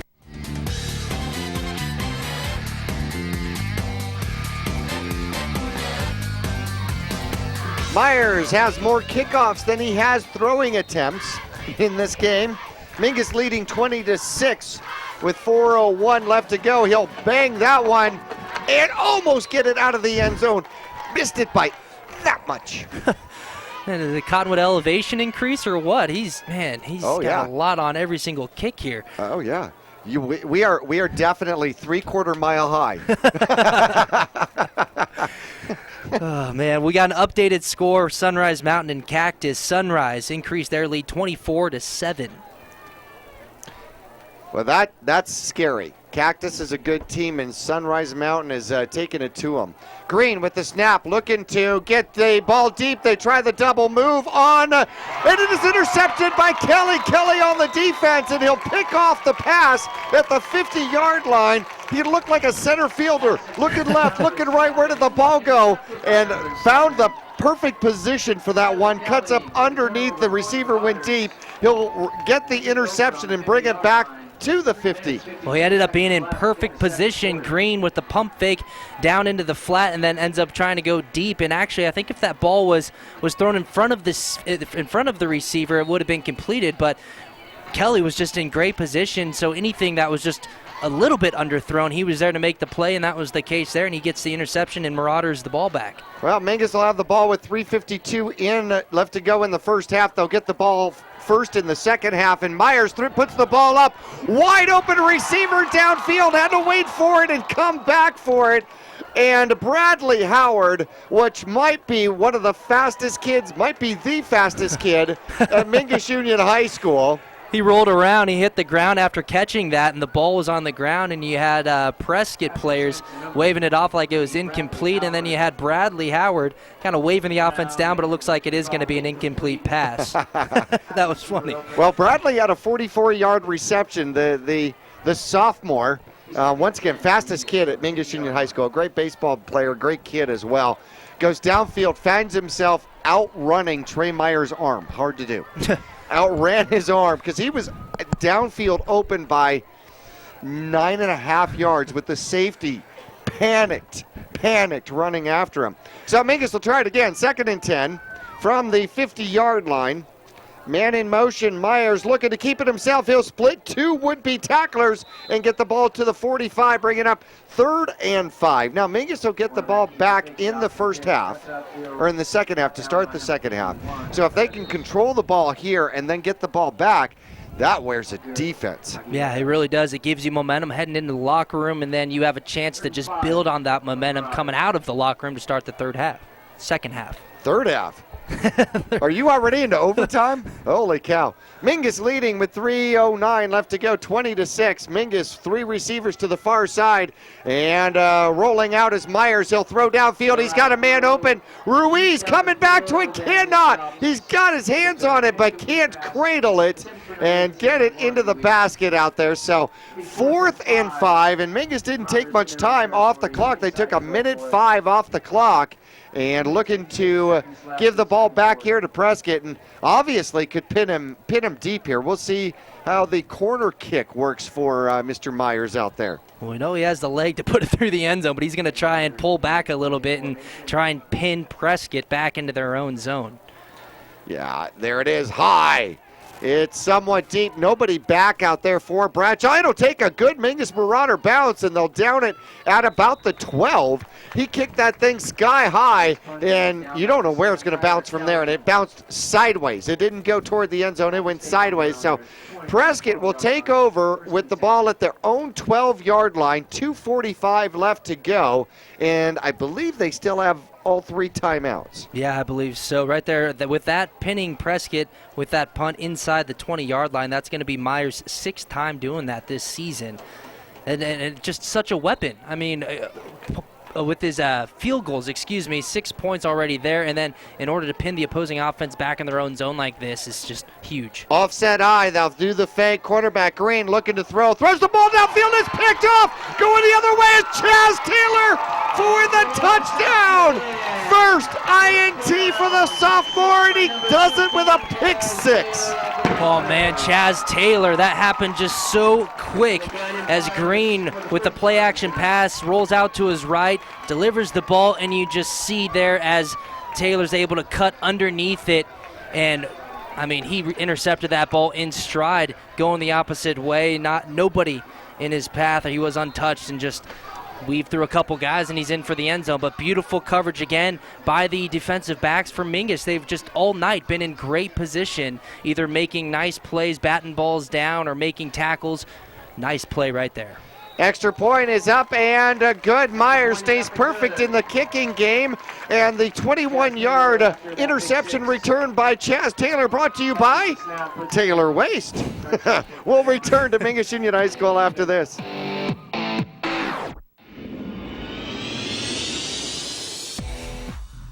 Cheerleading, tumbling, gymnastics. We are Flip City Gym. We have classes for boys and girls of all ages and skill levels. Flip City Gym offers competitive co-ed cheerleading with world champion coaches. Ask about tumbling and gymnastics. Or our health and fitness-based academic preschool. The only one of its kind in Northern Arizona. Enjoy open gym Fridays and Saturdays. Stop by for your free class or find out more at flipcitygym.org.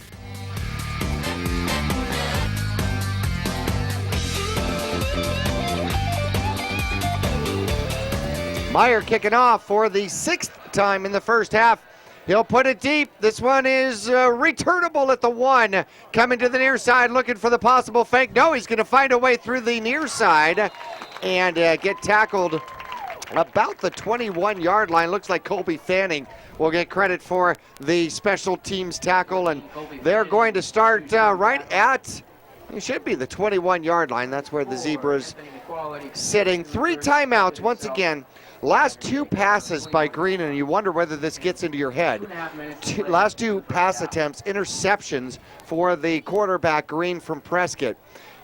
Offset I, and all 3 timeouts available, and this time they'll run up the I. Pierce backing his way forward for about 8, and the senior with probably the most amount of tackles in this game and probably on the season turns around to play fullback, and he'll put together a nice run of 7. They'll give him 6 on the run. Quickly back to the I. If you're going to have to run the I, it's going to be hard. He's got pressure. Green puts the ball down. A phenomenal pass and catch out there, number 44. That is Spencer Hall on the reception. That was probably the most pinpointed pass we've seen all night. Yeah, Stabriff on the coverage and just had him blanketed completely, but just a small window. Green's able to deliver it there for completion. Beautiful pass, threatened the needle.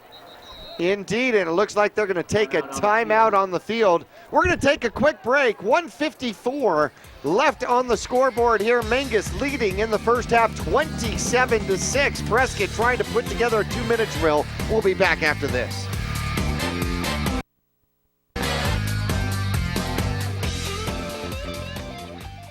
You'll get more miles for your money at Reese's Tire and Automotive Tire Pros. It starts with matching the right tire for you, your vehicle, and driving habits. And continues with expert brake, alignment, and warranty services to extend the life and performance of your vehicle. And to serve you better, we now offer King Cobra custom exhaust systems. Find out more about our nationwide warranty at reesestire.com.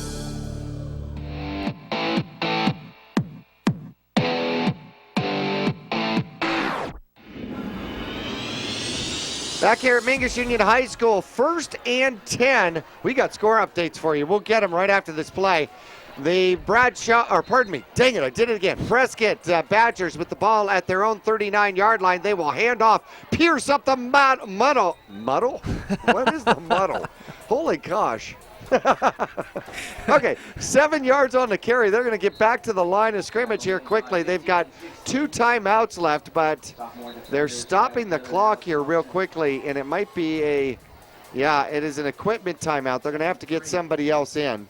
But if you're going to try to run the ball up the middle, because that's what Mingus is giving you at this particular point with 1:41 left to go, they're going to get the clock started once again. Pierce picks up 7. They're going to give the ball to him again in a collision. I have seen softer collisions and demolition derbies out there. Ball carrier just ran into a wall there, but you mentioned we have a score update. Bradshaw Mountain and Coconino, they're in a battle right now. Bradshaw was up 20-13. Coconino comes back and ties that one. That one's knotted up at 20 in the second. That has huge implications that we're going to talk about in the Larry Green Chevrolet, Oxendale halftime report. There's the snap. Green moving to his right. He'll throw the ball downfield this time. Unable to keep his mitts on the ball is number 34, Jake Gathman. But it'll stop the clock with 1:04 left to go. And still 2 timeouts available to the Prescott Badgers. The Oxendale halftime report, we're going to talk about the implication of that game. What happens if Coconino actually upsets you know what? We'll do it now. We got a quick timeout on the field with 1:04. That was just to stop the clock. No, actually, they didn't have to. I think they just called everybody to the sideline here real quick to see what play they were going to do. The incomplete pass should have stopped the clock. 4th down and 3. 4th down and 3. Okay, back to action here. 4th and 3. Prescott coming to the line, and they're going to punt. Set up for a punt attempt, and a timeout in for Prescott before the snap. How about that? And they took 1 second off the clock. All right. Interesting play of events. Whether or not somebody didn't get the sign that it was a fake, or maybe they were calling the fake off, I don't know. Coconino, Bradshaw. Let me get back to that before I lose it again. 2020, the implications. What happens if Coco upsets? That throws everything. All of a sudden, you got one less team that's undefeated in the region, and that just puts even more pressure on this game on how everything. But at the beginning of the game, we talked about you can't control what other teams do. I mean, you never are out of this thing until they come out with play-out standings and rankings and who makes the playoffs or not. But if Coconino comes up, and because then you got Prescott and Bradshaw Mountain finishing the season out playing each other. You have Mingus, who still has to go and play Coconino. So, I mean, it just changes everything. It does. That game coming up in 2 weeks. The JV squad may get that Coco game back, by the way. There's the snap. Looks like they will punt. High punt. And going nowhere, and it is caught by number 24 out there. Good reception.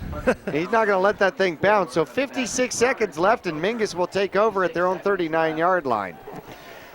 So the most important thing for Mingus is if Bradshaw gets a loss, the only way Mingus has a Grand Canyon Region championship and an automatic berth into playoffs is if Bradshaw loses and Mingus is able to sweep the rest of the Grand Canyon region. However, Bradshaw has to lose twice because they have the head-to-head against the Mingus Marauders. So a loss to Coco would be huge for the Mingus Marauders. Mingus back, looking to throw. They'll find Growth on the near side. He's got 2 blockers. He'll get to the outside and then out of bounds. He'll run an awful long way as the screen pass ends up going for about, they'll give him 5 out there, and 47 seconds left to go for the Mingus Marauders. They've got the ball at their own 44-yard line, currently leading 27-6. So Growth will get the reception. Mingus will take the snap. Myers back to pass. He's got good protection. Throws the ball downfield, and it is tipped away and isn't intercepted. We will see if the ball is intercepted. No, they say it hit the ground. And a very unhappy John Schaefer states his case, but he will lose his attorney's bid here. Myers comes around. Throws the ball downfield, 40 seconds left to go. There's the tip, and it did touch the ground. So he was attempting the acting career and then tried the attorney. But they're going to bring the ball back, and they're going to mark it down for an illegal man downfield. So 5 yards lost. So now 2nd and 10, 40 seconds left. Mingus with the ball back at their own 39-yard line. Second penalty against Mingus. They got 20 yards against them on 2 penalties. Mingus will come back to the line. We'll see if they're going to throw the ball here or if they are going to run it. And second back through is Ruiz. Stabrith finds his way up close to the 45-yard line. Give him 5 yards, 30 seconds left. I'm not sure Mingus is going to use any of their timeouts here. Yeah, it doesn't appear so, as they just run that play and just keep this clock rolling down, as they're up 27-6 right now and will be comfortable heading in the locker room with a lead like that. I don't think they have to take another snap, but it looks like they probably will. And there's the snap. They will hand it off. Second back through is Ruiz. Ruiz knows this is the last play, so he's got his head down, driving for anything he'll get. He'll get past midfield. And with 2 seconds left, I'm not sure they're going to get another snap off. So give him 9 on the carry. The clock will start as soon as they place the ball. And that'll be our halftime score here. No. Wait a second. Mingus took a timeout. With the first down, Mingus chose to take a timeout. See, what do I know? So Mingus, we're going to leave it here. Mingus has got the ball at the Prescott 46-yard line. 2 short seconds, well, one snap, barring a defensive penalty.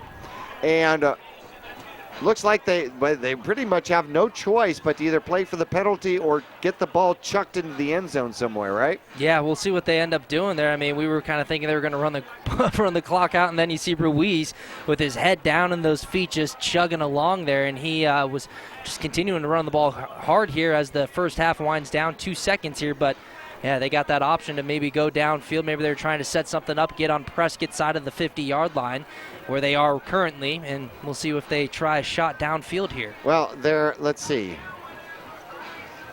Be a 63-yard field goal attempt, of which they're not set up for, by the way, okay? They're not set up for. Mingus, tight formation, 1 receiver to the far side. They'll send a man in motion, and Myers will go back. And time runs out. He'll throw the ball up, and it'll get picked off. It is returnable. Coming back the other way is number 33. Now, a great open field tackle by Groth will take him down. Unfortunately, that is going to end the half out here on an interception. And it looks like there was a miscommunication downfield on which way he was expecting the receiver to go. But nonetheless, the half will end on a high note for the Prescott Badgers. Hunter Kronberg with the interception as we go into halftime. Mingus leading 27-6, says the Cottonwood Park and Rec Center. Scoreboard on Verde Valley TV will return after this. Are you looking for a different approach to healthcare? A place where excellent care is combined with kindness and compassion? If so, welcome to Spectrum. At Spectrum, our approach to healthcare is positively different. From primary care to pediatrics, our staff is dedicated to one thing: you. As a leader in integrated care in Arizona, we treat the whole person because we think everyone deserves to feel better. Spectrum Healthcare, for mind, for body, for all of you. They're here. Ranger XP 1000, the most powerful Ranger ever. General Ford, the off-road's most popular new crossover. And Ride Command, connecting you like never before. See the best of 2017. Or grab a great deal on remaining 2016s. Get rebates up to $2,000 during the Polaris factory authorized clearance. Cottonwood Motorsports, located on Route 260 and Western Drive.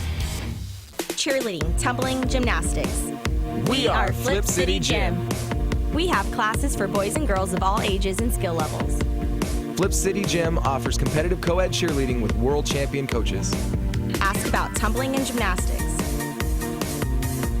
Or our health and fitness-based academic preschool. The only one of its kind in northern Arizona.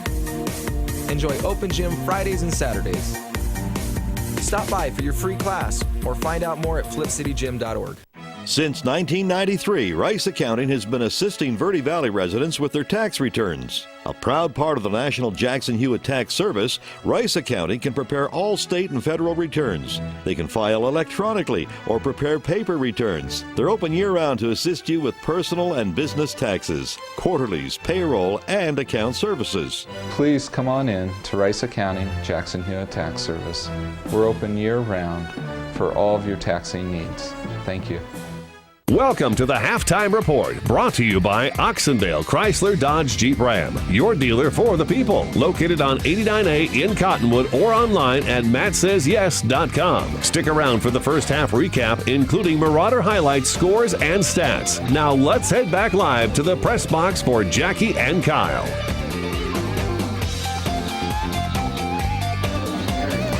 Welcome to the Oxendale Chrysler Dodge Jeep and Ram halftime report. Jackie Bessler along with Kyle Benedict. It has been a wild first half, and there have been times in the first half that you have seen the excitement of high school football. Oh, turnover. We got to go the other way. Oh, we just gave it back. It has been back and forth. There has been turnovers in this first half. And of course, these two region teams, they're going to play each other tough no matter what the records are. Yeah, no, a couple early turnovers on both sides of the ball. Just hard hitting going on from the very beginning. I mean, we just saw on both sides Mingus Marauders defense playing extremely well. And we've also seen Prescott trying some different things on offense than what we necessarily thought they were going to come in and do tonight, but their defense is playing well as well. It's just a very that region game. It's got that feel to it, and it feels like the 7th game in the season, the 6th game in this. I mean, middle of the schedule, you're playing a region matchup.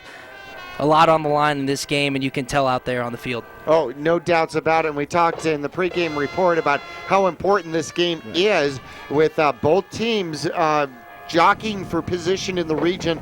Prescott coming into tonight's game number 15 in the power points, and Mingus number 16 in the power points. And as the band is on the field here in the Oxendale halftime report, we'll chat with you in regards to how we got here. 27-6, your halftime score. Mingus was able to score first with 6:15 left to go in the first quarter. A 31-yard field goal by Myers, the senior from Mingus Marauders, his first field goal of the season so far. He had been 0 for 2. Granted, one of them was a 54-yard attempt that was serious, really? Almost got it. It was. I was going to say, that was still pretty impressive. Even though he missed it, it was still impressive. He got it there. No kidding. 42 seconds left to go. By the way, Mingus scored on turnovers very quickly. Second touchdown, or first touchdown of the game for the Mingus Marauders with 42 seconds left to go. And Ruiz does a little misdirection, finds a lane, finds a tunnel, and then outruns hard to the end zone and finds the corner for the touchdown. The extra point by Myers was good. Mingus was up 10-0, and at that point it had been back and forth, and defensive was the game, no doubts about it. 10:05 left to go, second quarter, and Prescott would come back and make it a 10-6 game. A 21-yard screen pass up underneath to Schaefer from Green, and he finds a lane going across the field, does the arm extension into the end zone. I don't know why that helps you, but the extra point was actually blocked by Nelson. That was huge because it was 10-6. Now it was still a one-touchdown game at that point. 7:37 left to go, and Growth breaks it open a little bit with a 9-yard run. Growth broke it open with a 9-yard run, making it 17-6 for the Mingus Marauders. The extra point was good, and he had a perfect lane. The offensive coordinator and Coach Bob Young found an opportunity here just off to the right side. Mingus able to control the nose guard. Jordan Vincent doing a great job in following the guard and able to open up a lane and started to really take advantage of that. Then with 4:01 left to go, Myers will add another field goal. This one a 36-yard field goal, making him 2 for 2 on the night from the field goals. And then with 2:35 left to go, Chaz Taylor, first defensive touchdown of the year, by the way, comes from the Mingus Marauders safety, a sophomore out there. Great kid, great family. Picks it off at the 21-yard line and then takes it back for pay dirt, and he gets his first touchdown of the season. And look at him just going nuts out there. I mean, you would think that he just scored in the Super Bowl, and absolutely love it. And that's the spirit Mingus is looking for. And that was the last score in the first half. 27-6 is where we're standing. So Mingus has scored off of turnovers, have scored defensively, has blocked an extra point. So all facets of the game, Mingus has played well. Yeah, and I think capitalizing on the mistakes of the opposing team is huge, and it gets you that momentum. It gets your offense off the field a little bit, but if you can, well, in Chaz Taylor's case, a pick 6. They don't even have to get on the field. Right. But capitalizing on all turnovers, penalties, we saw that was a little bit of an issue last week. Not quite as many here tonight, but the defense, I can't get over the secondary by the Marauders. I mean, Prescott is throwing the ball downfield a little bit more than we thought they were going to, and the Marauders downfield, their safeties and their cornerbacks have been in perfect position. And then, of course, Chaz Taylor there with that, I think, was the crucial moment in the second half. I mean, Mingus had a lead there, but they go down and score, and then you have Prescott trying to march down the field, put some points on the board before halftime, and Chaz Taylor just says nope, ends up with a pick 6, and that's where we're sitting here heading in the locker room. Well, it'll be interesting. Mingus has definitely shown the strength in the numbers, and when we come back to the Oxendale Chrysler Dodge Jeep and Ram halftime report, we'll go through some of the individual numbers and see how it's going to start to pan out, so our listeners and viewers will go, they're starting to mark down who they like for player of the game here in the first half stats. We'll return to Mingus Union High School right after this.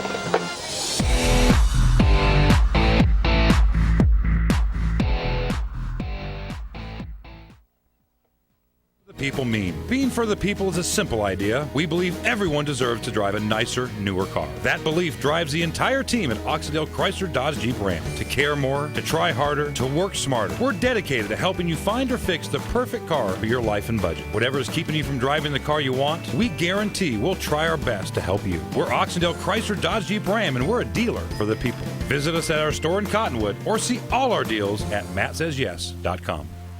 You'll get more miles for your money at Reese's Tire and Automotive Tire Pros.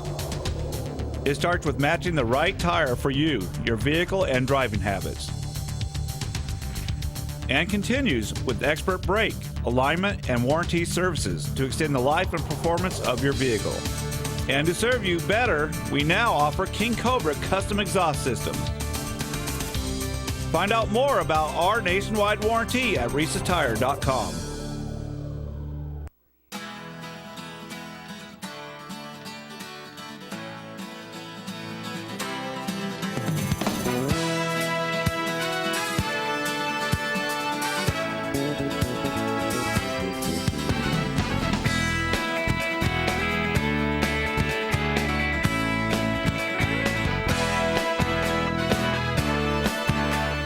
Our whole team is here to help you get the most out of each workout. Here at the Cottonwood Recreation Center. Taylor Waste has been voted the #1 residential garbage service 13 years in a row in Cottonwood and 9 years in a row in Sedona. Why? Because Taylor Waste always offers dependable and efficient garbage service and clean, eco-friendly curbside recycling and positive customer service. Taylor Waste offers a separate recycling container, and our recycling program is clean rather than commingled with garbage. To start service, call your locally owned Taylor Waste, dedicated to providing service tailored to your needs. For 30 years, Roxu screen printers have provided Northern Arizona with clean, crisp, quality screen printing. They work with you to make the right choices in creating the right artwork and message to put forth your best image. Choose from brand name products and even fashion-forward designs, including caps, tees, sweatshirts, polos, and jackets. Make Roxu your choice for work and sports uniforms, workwear, resort wear, and more. Find out more at rokzootees.com. Roxu screen printers in Cottonwood, where clothing comes to rock.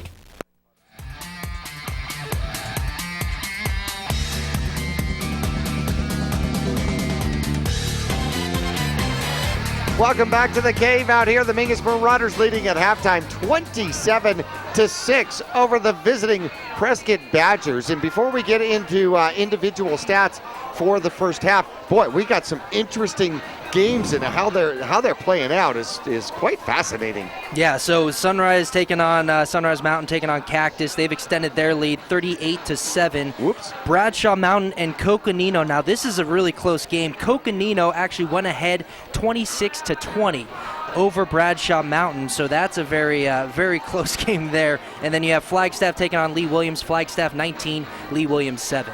Well, that Bradshaw-Coco game is probably the lead story, so to speak, as I talked to a news director. And it has huge implications. That one, Coconino obviously taking advantage of home field advantage. Yeah, well, what's really interesting about looking at these scores and not actually watching the game is you have in your mind, what you think might happen in these games, but we're not seeing how these teams are playing. Right. So we don't know exactly what this is. All we know is that Coconino is on top over 26-20 over Bradshaw Mountain, and it's... Man, I tell you what, that just goes to show the kind of talent that's in this region. And Bradshaw, we've seen Bradshaw come from behind and have victories here. Hey, we want to thank Oxendale Chrysler, Dodge, Jeep, and Ram for being our halftime sponsor and supporting Mingus Marauder Sports here on Verde Valley TV and KYBC AM 1600, 96.3 FM. You can also listen at myradioplace.com. Speaking of things online, I'm going to direct you to Matt Says Yes. MattSaysYes.com. You can go online, take a look at the inventory, and then you can actually find out some information on how they do business at Oxendale. And it is about putting you in the right vehicle for you, not putting you in the right vehicle that they need to sell off the lot. It is all about you, the customer, and you get a chance to experience that. You talk to Travis Reed and his staff at Oxendale, and they're gonna work you through with it. Hey, if you had some credit struggles, okay, we can work on that. Perhaps you're talking about being upside down in a vehicle. They can work with you on that. Or you're looking for something, you're going from the sports car because you're single to the SUV because you're now married with children. Hey, whatever your life's, wherever you happen to be in life, they'll take care of you. Speaking of which, let's get into some individual stats. First of all, Trey Myers is 2 for 2 on field goals. That's phenomenal. Yeah, no, that's huge. I mean, and at one point in the game, it seemed like that was kind of what was giving Mingus the edge, was those 6 points that he put on the board with 2 field goals. And you touched on it during the game. We covered it during the first half. But when you get into the situation like that in the game, I mean, even if it's in the first half, having that weapon, able to put points on the board, even when your offense isn't really doing much, not that Mingus's isn't, but I'm just saying it's nice to have a weapon like that in Meyer, and then he's kicking it out of the end zone time and time again here on the kickoffs. Well, the Prescott Badgers coming in here tonight, quarterback Ryan Green. He's thrown for 91 yards. That's more than what his average per game is. He's 7 for 14 with 1 touchdown and 2 interceptions. Favorite receiver, Mark Wart, and he's got 3 receptions, 44 yards, and a total of 119 yards in total offense out there. Ryan Green also has 6 carries for 17 yards. David Pierce has run very hard. He did have he picked off he had a fumble. Recovery for 24 yards as well, but he's got 3 carries, 7 yards, and McCracken 2 carries for 4 yards. Other people with receptions, Dawson Winslow has been a receiver out here. Schaefer picked up 21 yards and the only touchdown for the Prescott Badgers here. Talking about Pierce, I mean, on defense, he forced 2 fumbles. He had one that they were actually able to recover, and then another one Meyer was able to get on, but he's doing it on both sides of the ball. We're going to take a quick break as the Mingus Marauders are warming up and getting out here for half number 2. When we come back, we'll take a look at the Mingus Marauders' first half stats right after this.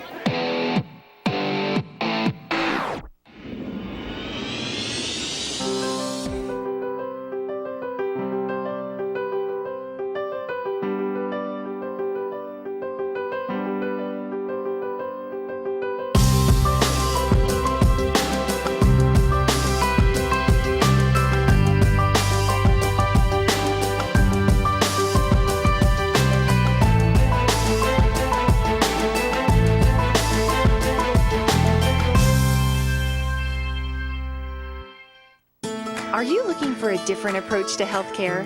A place where excellent care is combined with kindness and compassion? If so, welcome to Spectrum. At Spectrum, our approach to healthcare is positively different. From primary care to pediatrics, our staff is dedicated to one thing: you. As a leader in integrated care in Arizona, we treat the whole person because we think everyone deserves to feel better. Spectrum Healthcare, for mind, for body, for all of you. This has been the Oxendale Chrysler Dodge Jeep Ram Halftime Report. They're your dealer for the people. Located on 89A in Cottonwood or online at mattsays.yes.com. We'll return for exciting Mingus Marauder football second half action on KYBC AM 1600 and 96.3 FM or online at myradioplace.com right after this.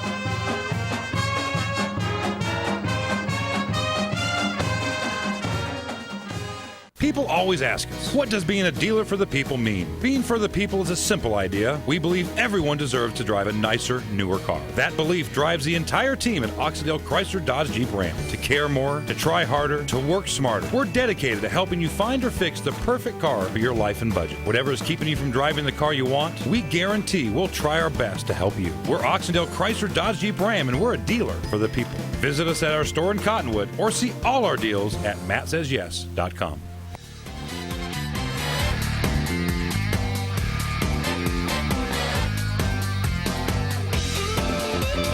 Second half getting ready to go. Boy, they are anticipating this and salivating. We thought we had another minute left. They just, nope, they took it off the clock. We'll put 12 up there and we'll start. So we're going to get the Mingus Marauder first half stats in as soon as we can. Prescott Badgers kick it off.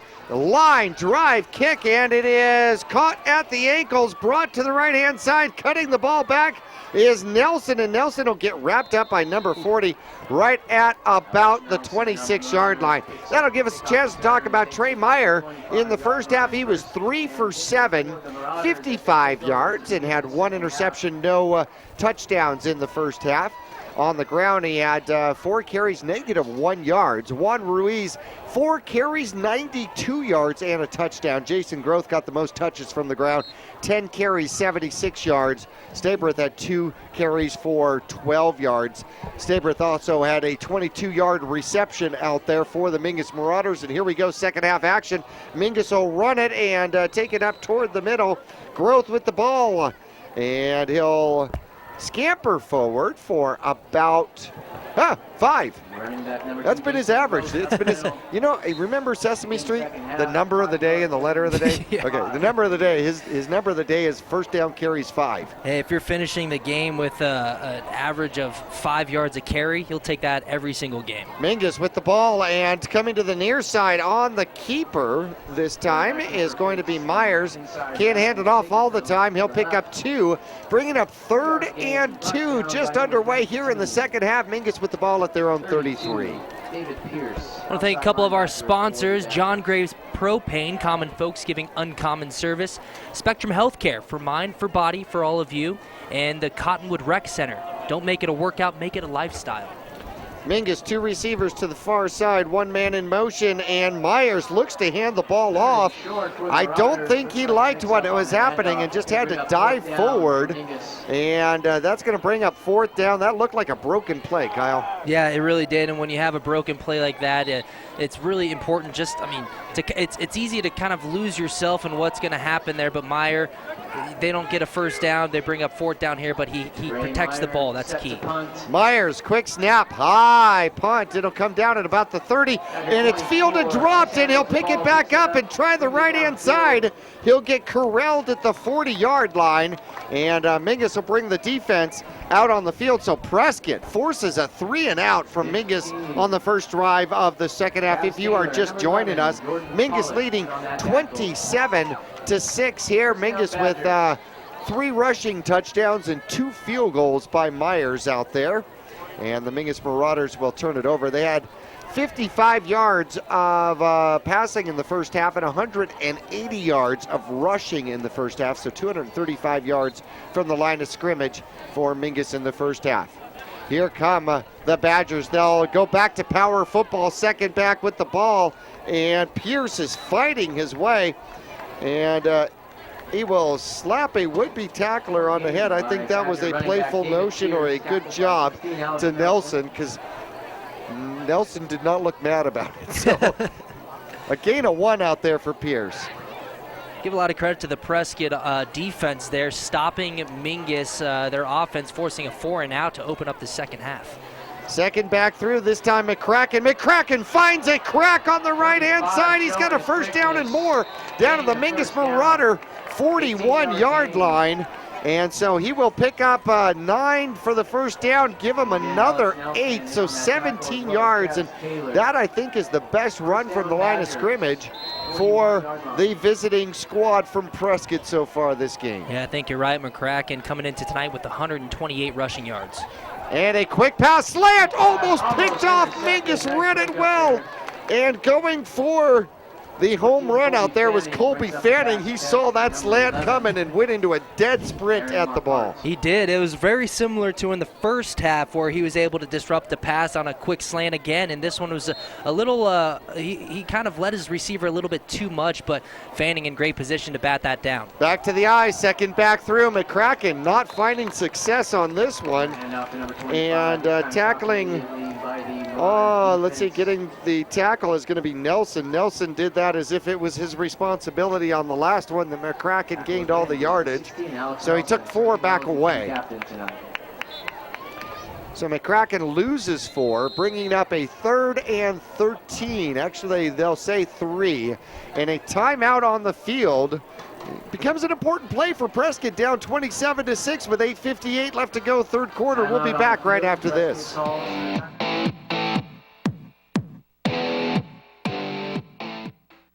Since 1993, Rice Accounting has been assisting Verde Valley residents with their tax returns. A proud part of the National Jackson Hewitt Tax Service, Rice Accounting can prepare all state and federal returns. They can file electronically or prepare paper returns. They're open year-round to assist you with personal and business taxes, quarterlies, payroll, and account services. Please come on in to Rice Accounting Jackson Hewitt Tax Service. We're open year-round for all of your taxing needs. Thank you.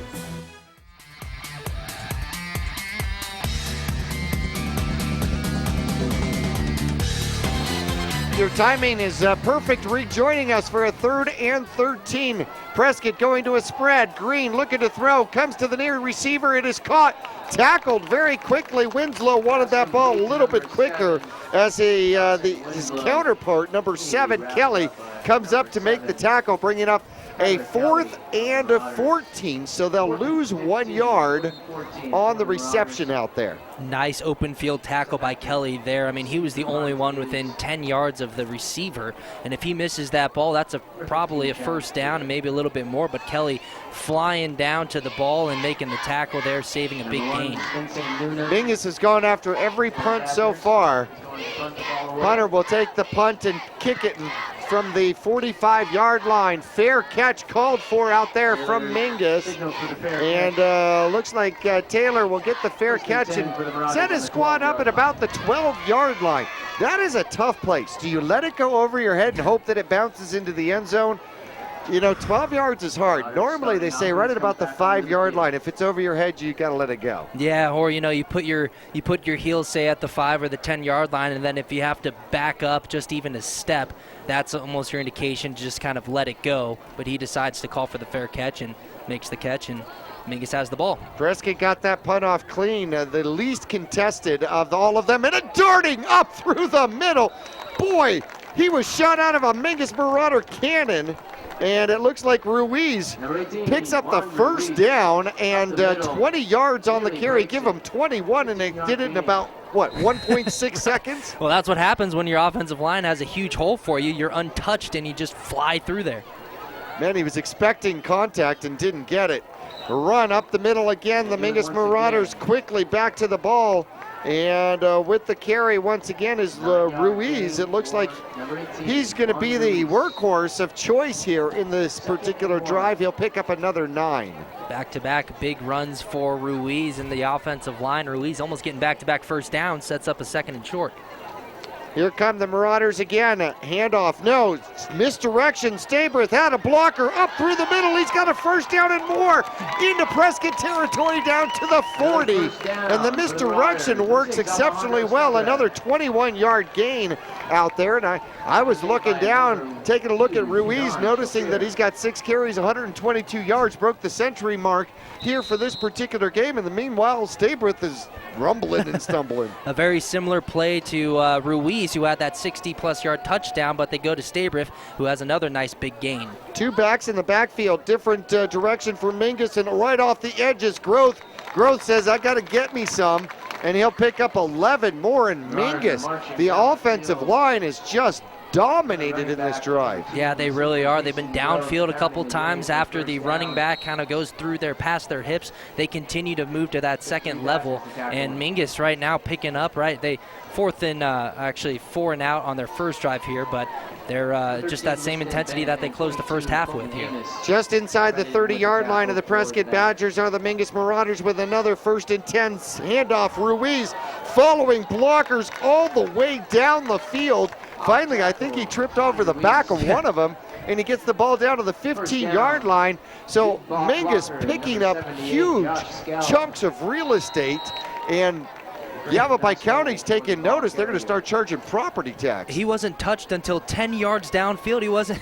That was a good one, by the way. Sorry, but he wasn't touched until 10 yards after the fact. Handoff, Growth off to the side, and he'll stumble forward for about 4, a little bit more of a normal type run on first down, and Myers getting pushed to the ground. Probably didn't need to get back up that time, or didn't have to get pushed down on that particular play, but that's all right. 2nd and 6, the Mingus Marauders at the 12. Moving the ball very well here, getting it done on the ground, thanks to the hard running by the running backs, and then just the constant push by the offensive line. And oh my goodness, Growth turns inside, got stood up, and the flag came in, and I think a whistle as well. But he also turns around and runs it into the end zone. So, assuming this goes against Mingus, and you can probably imagine, because we don't hear the cheers from the Mingus Marauders sideline, that one's going to go against Mingus and bring it back. But he got stopped up just off outside the tackle, had his back in the pile, and then turned around and ran it in. And Mingus will make some changes here. Whoa, hang on, touchdown! Apparently the flag was against Prescott, and the delayed cannon and the delayed reaction out here. Growth was never down, and in comes the flag, so he just spun out and scores the touchdown. So he gets the 12-yard touchdown for the Mingus Marauders. They take a lead 33-6, but the flag had everybody confused. Right. Nobody knew who to clap for or what was going on.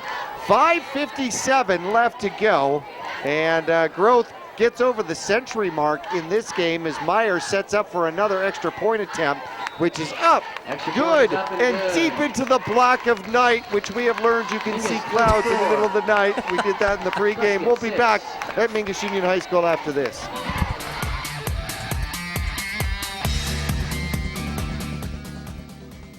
Are you looking for a different approach to healthcare? A place where excellent care is combined with kindness and compassion? If so, welcome to Spectrum. At Spectrum, our approach to healthcare is positively different. From primary care to pediatrics, our staff is dedicated to one thing: you. As a leader in integrated care in Arizona, we treat the whole person because we think everyone deserves to feel better. Spectrum Healthcare, for mind, for body, for all of you.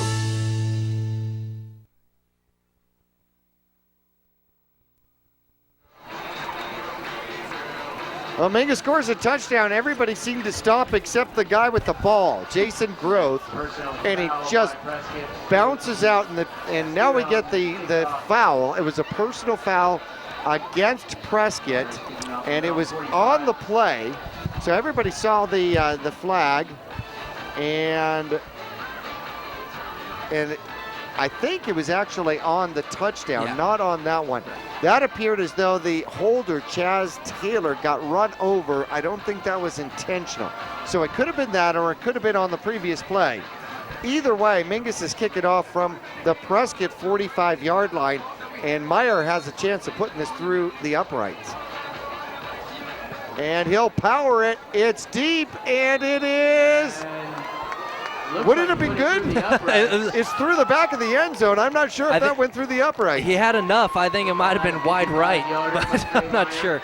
Going back to that touchdown, though, with the flag on Stabriff's touchdown and all that confusion, I think it looked like a Marauder got shoved in the back and just went flying like five yards, and that is when the flag came out. So we'll see. As you see, Marauder gets shoved in the back, and then the flag comes in a little later, and that might have been what all the noise was about, as you see the flag coming in. And then, but nice job by the ball carrier just to continue running. Keep running until somebody tells you to stop. Play to the whistle, boys. Play to the whistle, boys. I don't know how many times I've said that. Quick pass to the near side. Schaefer gets the ball, dives forward. A decent gain as Prescott takes over at their own 20-yard line. And Schaefer will move the ball about 5 yards, setting up a 2nd and 5. Schaefer's second reception of the game. First one was a touchdown. This one they just get it to him quickly to the outside. Working short side of the field to the near side. Green looking to throw again, and that one gets tipped at the line of scrimmage. I think they were setting up the screen, and McClanahan said, "Not in my house." The big man got up. Not only is he tall, but he's got those broad shoulders. I think that might have been Scalf. Was it Scalf? 78, yeah. Scalf. Now see, he's even taller. Scalf gets that big mid out there. So 5:25 left to go. Mingus in control here, 34-6 over Prescott. Prescott with the ball, a 3rd and 5 from their own 25-yard line. Quarterback, offset eye, looking to throw. He's got pressure. He's going to throw the ball downfield. He's got a wide open receiver, and he overthrows him. And Kelly was behind the receiver by about 6 yards. They had him downfield, unable to connect long distance. Trying to connect again with Dawson Winslow there. They've tried him a couple times, and they had one big completion in the first half that got called back, and he had a couple steps on Kelly downfield, the left side of the field, and Green was just unable to connect with them. He was under some pressure from the backside linebacker coming after him, but still he had a wide open receiver downfield. Here's the punt again. This one more of a line drive. It is returnable. Taylor takes it, cuts to the left. He gets a great block down the sideline. An awesome cut. He cuts again and inside the 20. A phenomenal return by the Mingus Marauder sophomore. Chaz Taylor juking and jiving, and boy, man, did he have some dance moves on that return. Full speed return is what makes the difference there, and then he gets a great block on the outside corner, and then a great juke in there to pick up the final 3. Mingus will take over inside the red zone at the 19-yard line for Trey Meyer and company. He's got to think, oh, it's much easier when you start running the ball and you field it instead of just stopping at a standstill and then having to get going. And waiting for the ball to come down, timing how long it's going to take for them to clean your clock. Pitch to the outside. Here goes Growth. He'll cut up underneath. He needed a block, and it wasn't out there. And instead, he'll still pick up about 4 yards, and his Growth goes over the century mark. I think I mentioned that. And with those 4 yards, he'll have 112 yards in the game. Nice play by the corner out there, number 22, just kind of breaking down and squaring up to Growth, a running back who runs the ball extremely hard, but nice job by number 22, Amos. Well, when it doesn't matter what side of the ball you're on, the person that's moving the fastest has the momentum, and you want to be that person. 2 men in the backfield, second man with the ball, as they go to kind of a power offense here, which is unique for Mingus. And getting up over, kind of flipping over is Growth. Growth will pick up another 2, 3rd and 4. 3rd and 4 from the Prescott 14-yard line. Mingus trying to extend a 34-6 lead out here. They keep the clock running, which is key with that lead. We're under 4 minutes left in the third quarter. 2 men in the backfield. Meyer will take it himself. He'll lower his shoulder and get popped by 3 Prescott Badgers with their teeth out and snaring. And Meyer will, I got to give him a yard just for the effort. Yeah, 4th and about 3. Interesting call for Coach Bob Young and staff out here. Whether or not they're going to go for the field goal. Could be the 3rd field goal of the game, or they're going to just go for it. Looks like Mingus is going to go for it on 4th and a long 3 from the 13-yard line. There's the snap. Myers going reverse. Ruiz tackled in the backfield as a phenomenal job staying home by Aaron Marquardt. Yeah, Marquardt really, he read that. He was not fooled at all. He came from the right side of the line off the edge. As we watch the replay here, they faked the dive and then hit Ruiz on the reverse coming from the other side, and Marquardt's right there just to eat it all up once he got the ball. That is a phenomenal example for all you young football players of staying home and playing your position instead of trying to be the hero. The hero will come to you. The hero will come to you. Prescott with the ball back right at their own 21-yard line, and we'll start with a whistle. And the yellow flag and the roll of the arms will indicate a false start against Prescott, who came out with 3 receivers to the near side, which I was trying to tell you before the flag came out.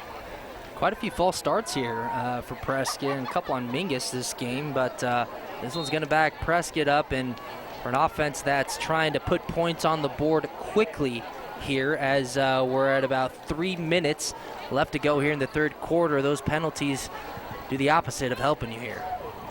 We'll try to get an update. Last we heard, Coconino was leading Bradshaw. We're going to try to get an update for you. Same formation, and the quarterback's going to keep it up the middle. He'll have some running room and a different number in the backfield. They went with a Wildcat, and Austin Clark will end up running the ball. Number 31 from the quarterback position. He finds a lane. Skell finally tackles him.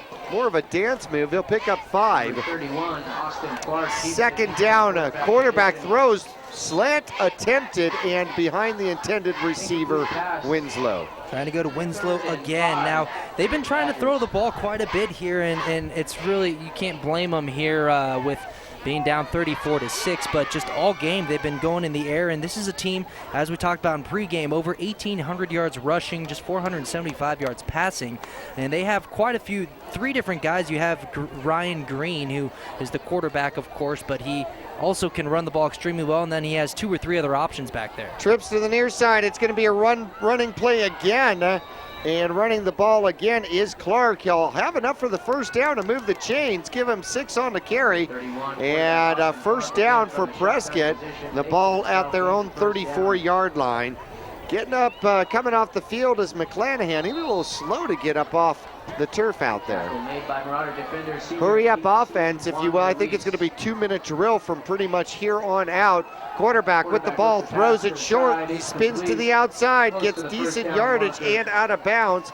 Is Dawson. Tackle made by his counterpart, Kelly, on the far side. They finally connected Dawson. He seems to be the main guy they're trying to connect with here tonight, and they hit him there in a nice run after the catch by Winslow, and he gives them a 2nd and short.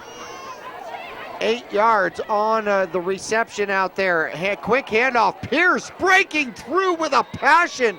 Gets into Mingus Marauder territory, and he'll pick up another 7 and a first down, and he runs with passion, does he not? 2:04 left to go. Mingus leading by a score of 34-6. Glad you're along with us. Prescott trying to get back into this one and driving the ball into Mingus Marauder territory for the first time in the second half.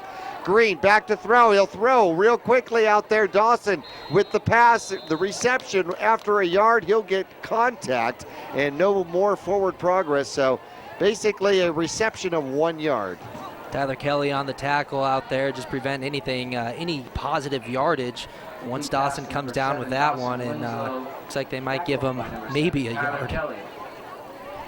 Kelly on the tackle again for the Mingus Marauders out there. I like the way Pierce runs the ball. That kid runs hard, and the coach for the Prescott squad, Coach Gilpin, said that he loves coaching that kid. He just absolutely plays hard all the time. 3 receivers to the right. They'll come to the near side, and contact made, and a great flag throw by the line judge. As there was contact out there, Colby was breaking to the ball, and so was the receiver Marquardt, except you're not supposed to hit the receiver on the way to the ball. That was non-intentional pass interference, but it'll be a 15-yard penalty against Mingus, and it'll keep the drive alive for Prescott and give him another first down out here. You're talking about the senior running back, David Pierce. We actually have the top 2 rushers in this region here tonight. He's number 2 behind Jason Groth, and into tonight's game, 565 yards, but he's 4 touchdowns on the year, and before tonight's game, he was averaging 8.7 yards per carry. Mingus has been doing a good job of stopping that. First down at the 35-yard line. Quarterback Wildcat loses the ball. The ball is open and on the ground, and it is still loose. And it could be Mingus Marauder football. It is Mingus Marauder football. And coming up with the ball that was Gelf with the fumble recovery at the 45-yard line. As Clark comes along, and there's the contact that causes the fumble. So that's Chaz Taylor on the caused fumble, and Skelf just out-wants the ball from the would-be Prescott Badger, and Vincent goes over the top of him to protect his teammate, make sure nobody's trying to get back to that ball.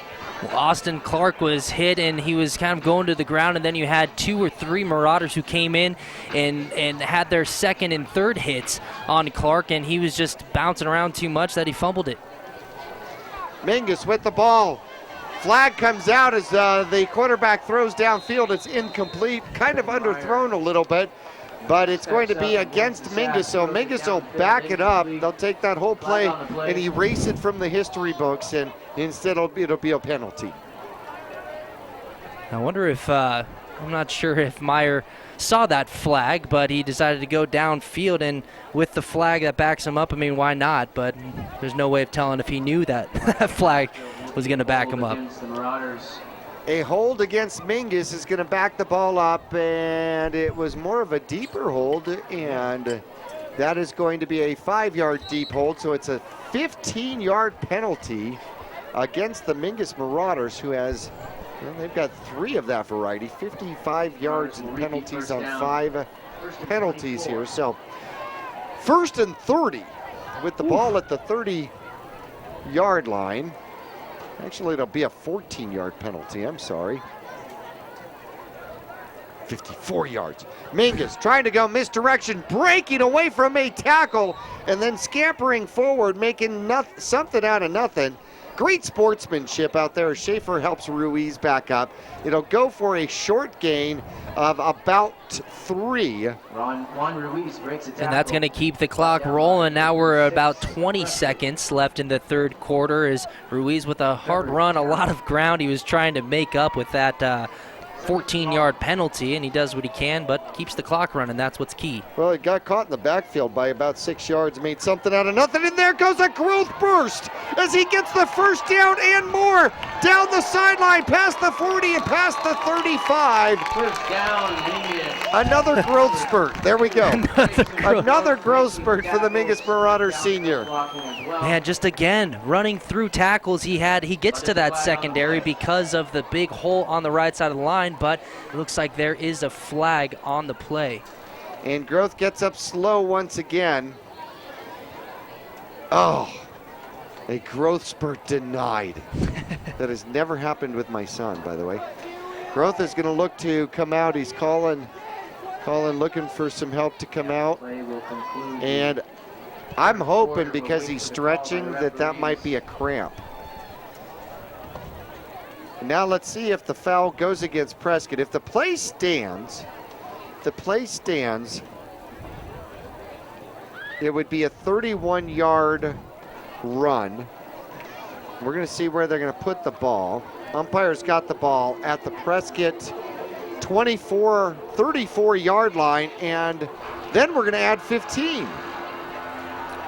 So it is going to go against Prescott, and the new line of scrimmage is going to be the 19-yard line, and they are stretching Growth out here, way in the backfield, and that's going to be how the third quarter ends. So 15-yard penalty added to a 31-yard run. At the end of 3 quarters, the Cottonwood Parks and Recreation Center scoreboard shows Mingus leading 34-6. We'll return to Mingus Union High School after this.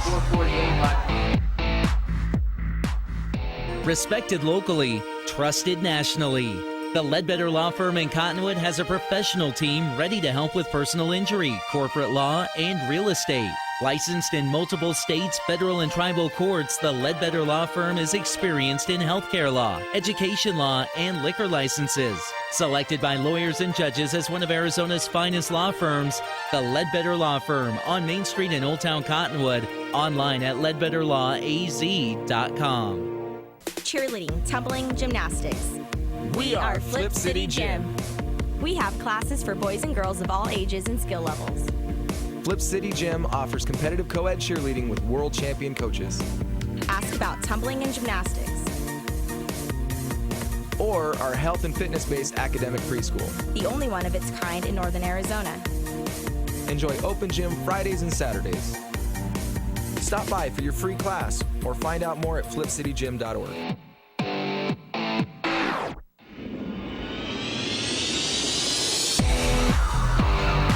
Mingus Marauders coming back out on the field when we left you at the last play of the third quarter. Growth picked up 31 yards and then needed to come out and get stretched a little bit. Ruiz will take his place as the halfback, and Mingus will have the ball after the unsportsmanlike penalty against Prescott at the 19-yard line. So Mingus, with a 34-6 lead to start the fourth quarter, has the ball in the red zone.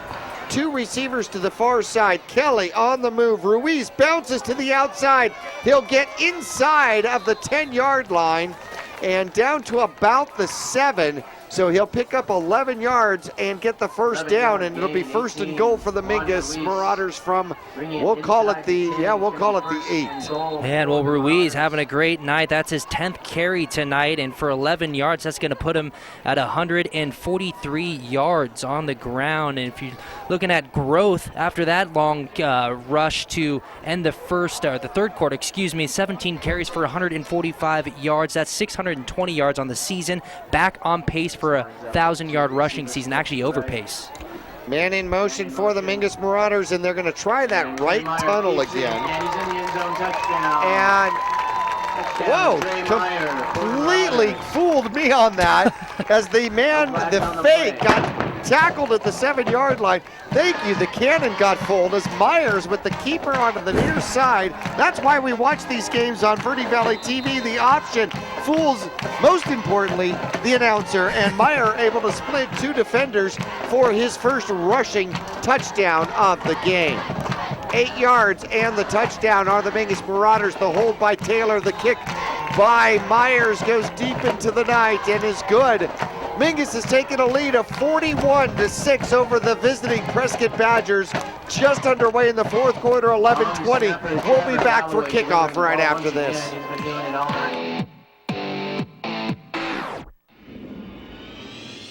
Taylor Waste has been voted the #1 residential garbage service 13 years in a row in Cottonwood and 9 years in a row in Sedona. Why? Because Taylor Waste always offers dependable and efficient garbage service and clean, eco-friendly curbside recycling and positive customer service. Taylor Waste offers a separate recycling container, and our recycling program is clean rather than commingled with garbage. To start service, call your locally owned Taylor Waste, dedicated to providing service tailored to your needs.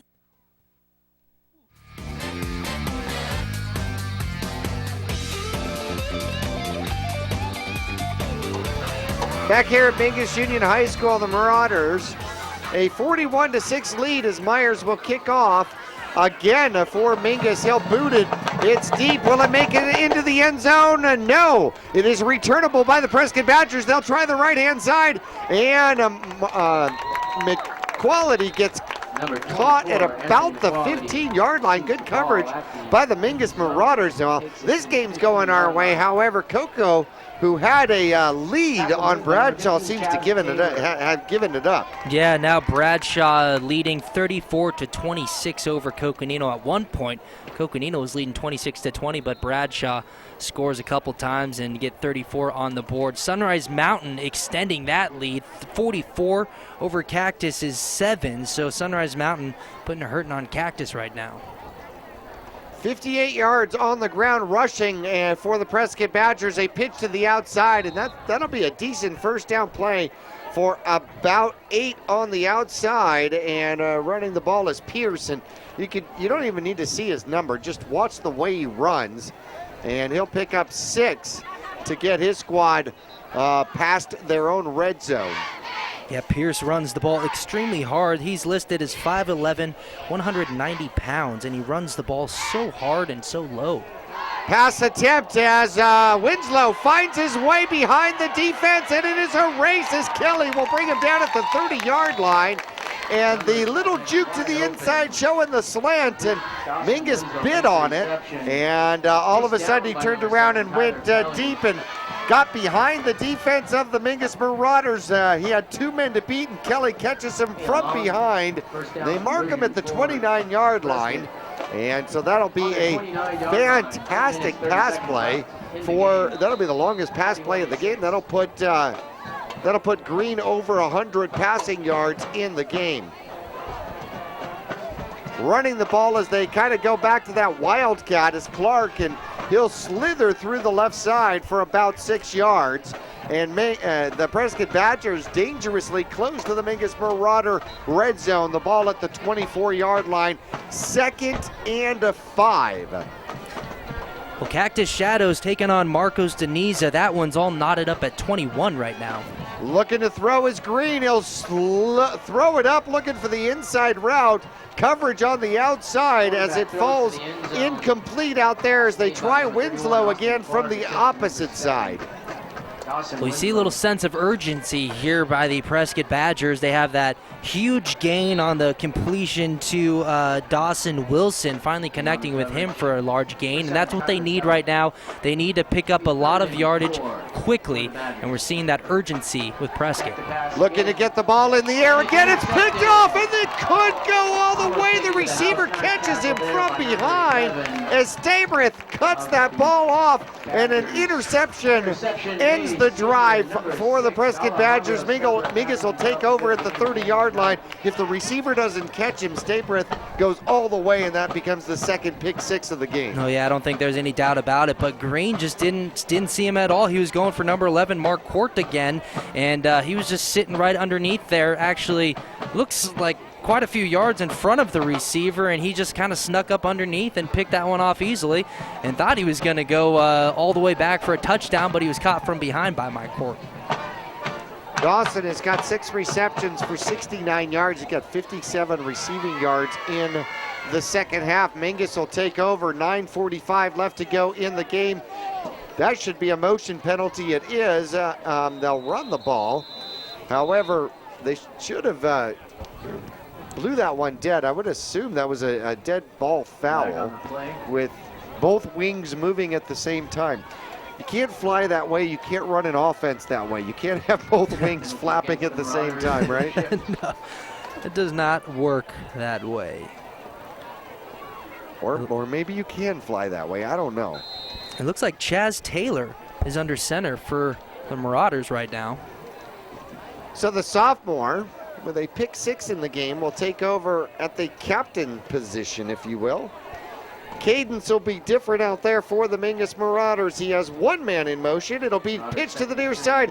Here comes Tyler Kelly with a cut to the inside and then back out to the outside. Lowers his head and almost to midfield.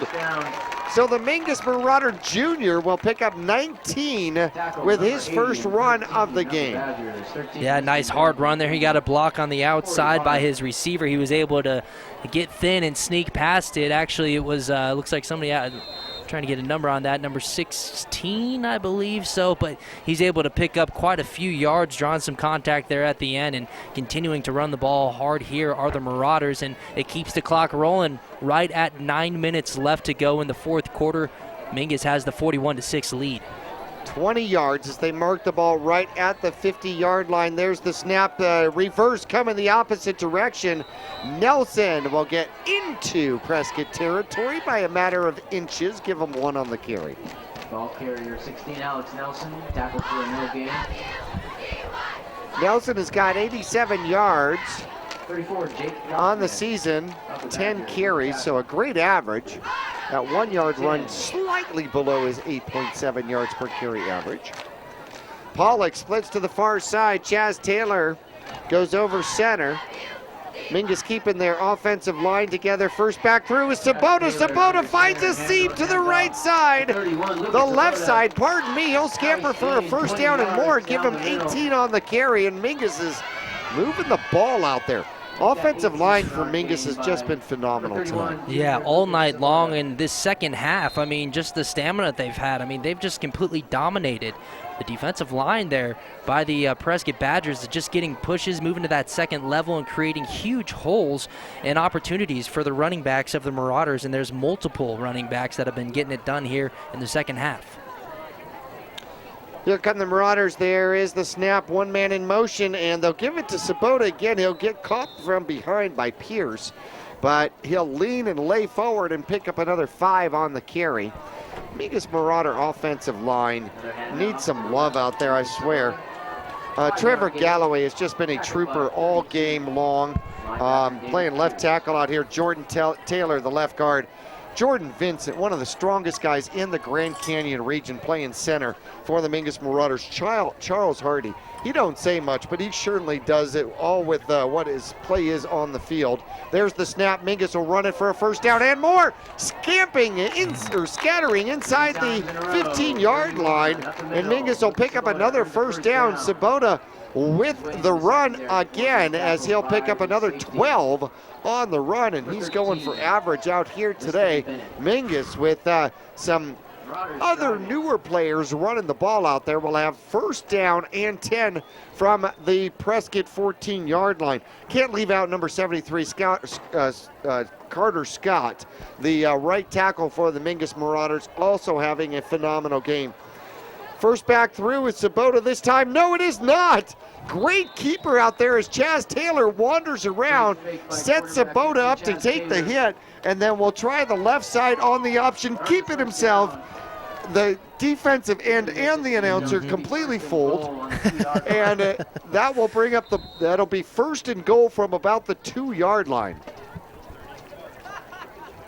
First carry of the game out there for the Mingus Marauder quarterback, as Taylor picks up the first down and 11 yards on the carry. First and goal from the 2. Mingus, one man in motion, and the handoff gets into the end zone.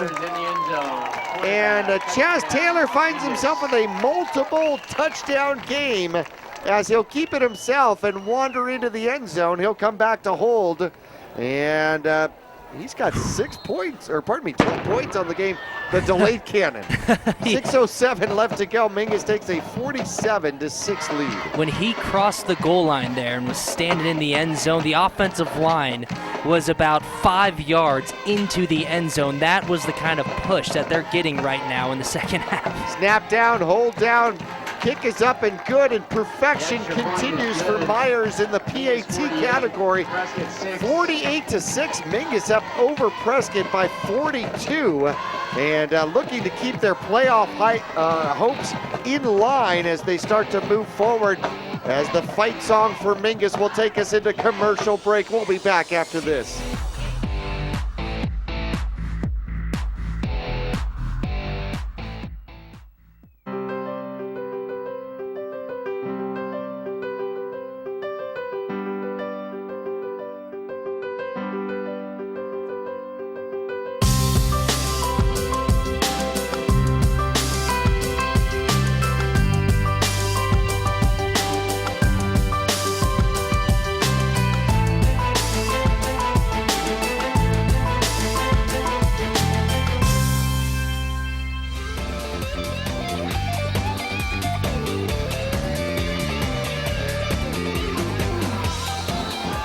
Myers going to have to ice his leg after this one. Another kickoff coming from the Mingus Marauder 40. It goes deep and not quite deep enough. It's dropped inside the 5. He's going to run it out. He's got a little bit of running room. Finds a lane.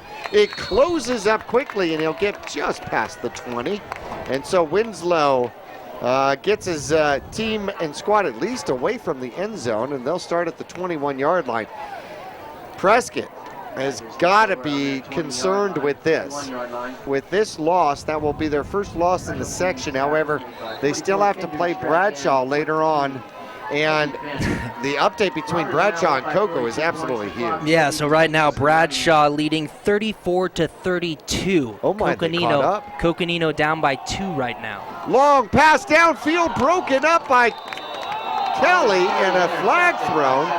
He cut up underneath the receiver. And now in high school football, it'll be pass interference downfield is the call. Kelly came back up underneath him. Looked like a pretty athletic move, an acrobatic move to get up underneath the receiver. If this is a pass interference call, if that's what it works out to be, and it is, a pass interference call against Mingus, it'll be a 15-yard penalty, which is different than Sunday rules, which is the point of the foul. Right, yeah. And, that's a tough one for Tyler Kelly. I mean, he jumps up trying to make a play on the ball. He's clearly trying to make a play for the ball. And actually, I'm not sure if he stopped and was actually underneath. I think he just jumped up going for the ball, and the receiver kept running another yard or two, and all of a sudden Tyler Kelly's underneath it and bats that one away, but he gets called for a pass interference. 7th foul against the Mingus Marauders, 10-yard penalty, sorry. Green has pressure, gets it off, and is thrown, diving to the ground for the reception. I think is Hurd out there, number 80. That is his second reception, 16 yards on the reception following the penalty. And a great reception out there, and Prescott now into Mingus Marauder territory with 5:19 left to go, and I imagine we're going to see a steady dose of Green putting the ball in the air. Yeah, the clock continues to wind down. 5:05 left in this one, and there's the go to the air. Green looking to air the ball up. He puts it down the sideline, has a man open, tried to bat it away, and with the reception and the touchdown is number 11.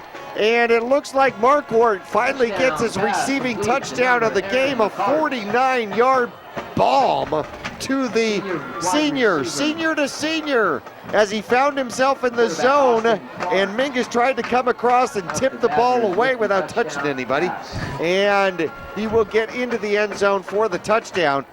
So Prescott coming back, making the score 48-12 with 4:50 left to go in this one, and the extra point is going to fall. No, they're going to actually try the extra 2-point conversion, and Clark will try to run it as they go Wildcat. Mingus sniffed that out. So the 2-point conversion is no good by Clark. So here we go. Fourth quarter action. Mingus will get the ball back with 4:50 left to go in the game, leading the Prescott Badgers 48-12. We'll be back after this.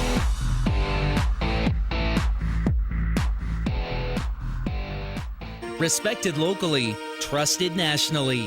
The Ledbetter Law Firm in Cottonwood has a professional team ready to help with personal injury, corporate law, and real estate. Licensed in multiple states, federal and tribal courts, the Ledbetter Law Firm is experienced in healthcare law, education law, and liquor licenses. Selected by lawyers and judges as one of Arizona's finest law firms, the Ledbetter Law Firm on Main Street in Old Town Cottonwood, online at ledbetterlawaz.com.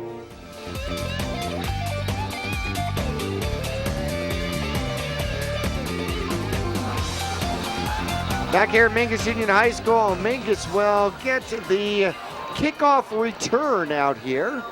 Mingus will send 2 deep. We'll have Chaz Taylor and Alex Nelson, 2 sophomores, up-and-coming future names that are going to be pretty household names for Mingus Marauder fans.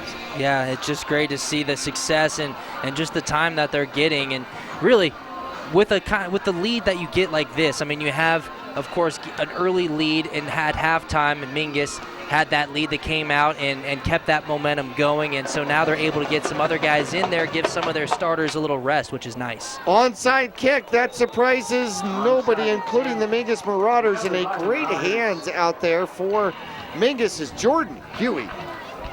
Defensive back, had a pretty good game out here tonight. Also a Mingus Marauder baseball player. So he fielded the ground ball perfectly. However, in the outfield, if he fields the ball and then falls to the ground, I'm sure Coach Young's going to have an issue with that. Yeah, he might be asking, why he didn't decide to play through the ball, but As long as it doesn't get behind you, I guess, right? That's the worst that could happen. Coach, if I'm out here on the outfield, am I on the hands team? No, sir. No, sir, you are no, not. Sir. So Mingus coming out. They got 4:46 left to go in this one, leading 48-12. Glad you are along with us. Chaz Taylor will take the snap, a misdirection going to Kelly. Kelly fights his way around the corner, makes a move, makes another man miss, past the 40, inside the 35, and down to the 33-yard line. And Kelly trying to take advantage of every opportunity he has out here, picks up 14. Yeah, just weaving in and out of guys, and just a very nice run. We've seen a couple really good runs and hard runs by Tyler Kelly, showing off that speed and that agility. I mean, he can just move so quickly and gracefully that he's just weaving in and out of defenders, and they're trying to find him and catch up with him, and they finally are able to bring him down. Gracefully. Did you call him a ballerina? Snap is made, inside handoff, and that one defended well by number 40. And denying Sabota. Nebraska out there picks up maybe one in forward progress. I want to thank John Graves Propane, Common Folks Giving Uncommon Service, Cottonwood Motorsports with Polaris ATVs and Victory Motorcycles, and Larry Green Chevrolet, the People Place. In fact, that Polaris factory clearance sale extended through October. Western Drive and Route 260. There's the snap. A late pitch coming for the Mingus Marauders, and Kelly's trying to make something out of nothing. 14 yards behind the line of scrimmage. He spins and still stays on his feet and gets down to the 29-yard line, if that's where they give him forward progress.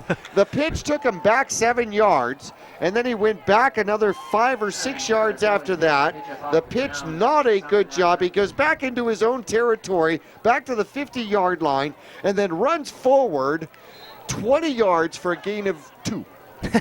I mean, you went from thinking, okay, this isn't going to go anywhere. Oh, man, the pitch is on the ground. Okay, now are they going to recover it? Okay, they recover it. Is Kelly going to get back to the line of scrimmage? Okay, he's back to the line of scrimmage. Is he going to get the first down? Just a nice job and a lot of work just to pick up 5 yards. 3rd and 5 from the Prescott 30-yard line. First back through, evades a tackle, continues to follow his blocks downfield, and just outside the 20, a first down run of 7 from Sabota. Lucas Sabota of the Marauders. Continuing to run the ball hard here is Sabota, as he's been running the ball hard whenever he gets in the game. I mean, we just keep talking to him about getting into these situations and making the most of every situation that you're in. I mean, he had just under 100 yards coming into tonight's game. He's just adding to that, probably over 100 yards on the season here after tonight's performance. Played linebacker all game, gets a chance to run the ball. This time we'll try the right side, and pretty much tackled by the ball. Nope, and he fumbled the ball. So number 32, Pierce, I think, knocked the ball away from him. I looked through the binoculars that he got tackled by the ball, and I think the ball got tackled and the body went forward. So Prescott will get the ball back with the fumble recovery at the 20-yard line. So after the onside kick, Mingus is able to run off some time on the clock, bringing it down to 2:21 left to go. Mingus still in control, 48-12. Glad you're along with us. Post-game report. We're going to have highlights. We're going to have stats. And boy, the computer's going to be just running hot with this one. So Prescott will get the ball back. Green looking to throw. He'll throw downfield. A wavery duck upfield, and that one will get picked off by the Mingus Marauders. And trying to keep his balance and falling down is going to be Colby Fanning. I think he was so excited he caught it. He lost his own balance. The duck upfield, 3 Mingus Marauders defending it. And Green, not necessarily a wise throw. He did have a man behind the defense, however, it just was not thrown anywhere deep enough. So Colby Fanning will get the return, and we'll give him 11 yards on the return. And the turnover for the Mingus Marauders following the turnover, or the takeaway by the Prescott Badgers. So back-to-back turnovers. That's what I meant to say.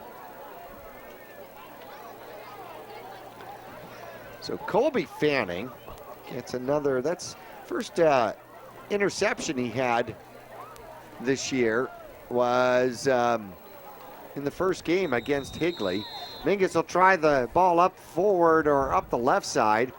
And they'll get about 3 on the carry. That'll get the clock rolling. Mingus shouldn't have to throw the ball again. They give the ball right back to Sabota. So I like that. Get back on the horse, young man. Yeah, just keep running the ball, securing that ball, and running the clock down, and head in the locker room with the victory here. Just ball security and keeping that possession. It's always nice when you can end the game, especially a performance like the Marauders have had tonight. It's always nice to end the game with the ball in your hand. Yep, control the clock, win the game. They'll run up the middle, get pushed back, but 2 hands on the ball is Sabota, and he'll gain 1. And I think that's really all he really needs to do out there right now. Pounding it up the middle with Sabota. Yeah, Sabota, just they continue to give him the ball, and man, we've seen him take a couple earlier in the season, a couple big shots, and after that, he just continued to. This is not somebody who shies away from contact. He's going to run the ball hard, even with a huge lead like Mingus has right now. He's just making the most of this opportunity. 3rd and 6, Colby Fanning gets a try, gets caught from behind out there. A great tackle by Marquardt from the Prescott Badgers, bringing up a 4th down. Colby will lose 5 on the play, bringing up, 4 on the play, bringing up 4th and 10 from the Prescott 36-yard line. Do you try the field goal? Be a 46, 53-yard attempt. Instead, Mingus with 21 seconds, 20 seconds left to go on the clock, is looking to run a play. And Chaz Taylor will take the snap and hand it off. Sabota will dive forward. He'll get to the 30. That'll be a turnover on downs. It should stop the clock with 5 ticks left in the game. I'm going to say Mingus has a inside track to this victory. Yeah, I would say so. With 8 minutes left, going back to that Bradshaw-Coconino game. Bradshaw 40, Coconino 32, and that's with 8 minutes left in the 4th quarter. That one is not done. An 8-point game. The Panthers being pesky. Pesky Panthers. They are. So they come off a loss to Lee Williams and then are in a slugfest with the Bears on their home field. So the Badgers, with 5 seconds left, are going to line up and take a knee and concede the victory and the region victory to the Mingus Marauders. Your final score as the cannon echoes throughout the Cottonwood area. Your final score, the Mingus Marauders 48, the Prescott Badgers 12. Great sportsmanship through this game. I will comment on that right now as the players and the staffs going to shake hands at the 50-yard line. We're going to be back for the post-game show from the cave here at Mingus Union High School right after this.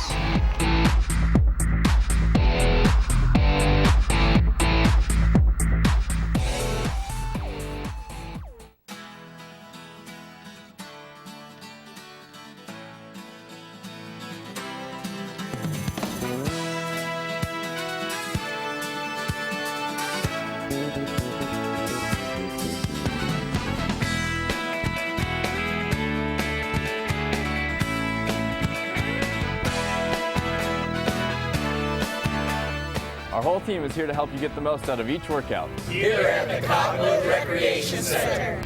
They're here. Ranger XP 1000, the most powerful Ranger ever. General Ford, the off-road's most popular new crossover.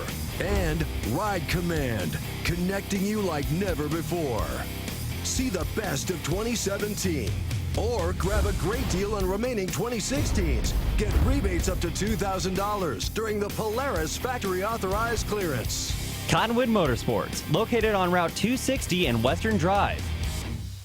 You'll get more miles for your money at Reese's Tire and Automotive Tire Pros. It starts with matching the right tire for you, your vehicle, and driving habits. And continues with expert brake, alignment, and warranty services to extend the life and performance of your vehicle. And to serve you better, we now offer King Cobra custom exhaust systems.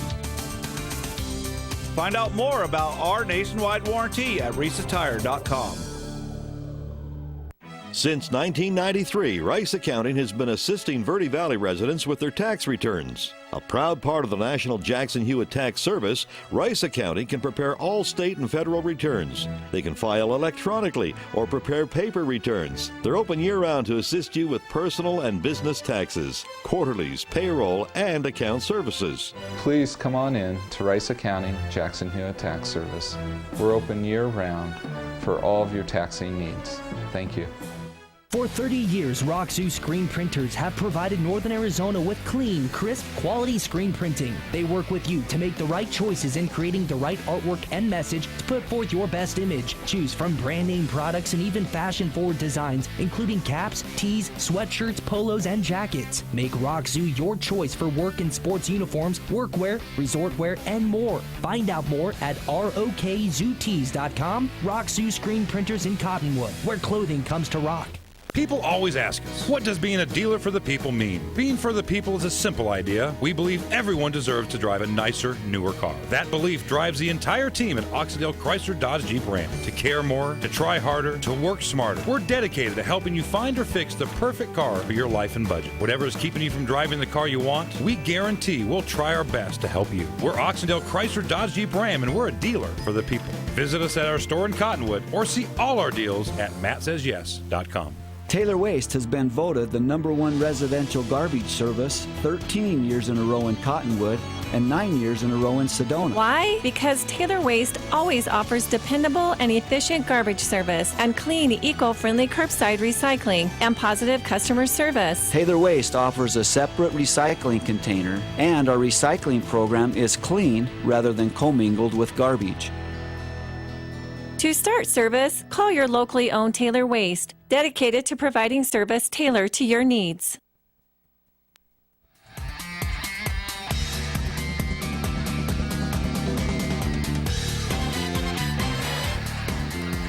Well, the Mingus Marauders in the giant huddle doing the fight song in their end zone. Victorious on their own field, moved to 4-3 on the season. The Prescott Badgers falling to 4-3 on the season. Mingus, more importantly, going 3-1 in the region.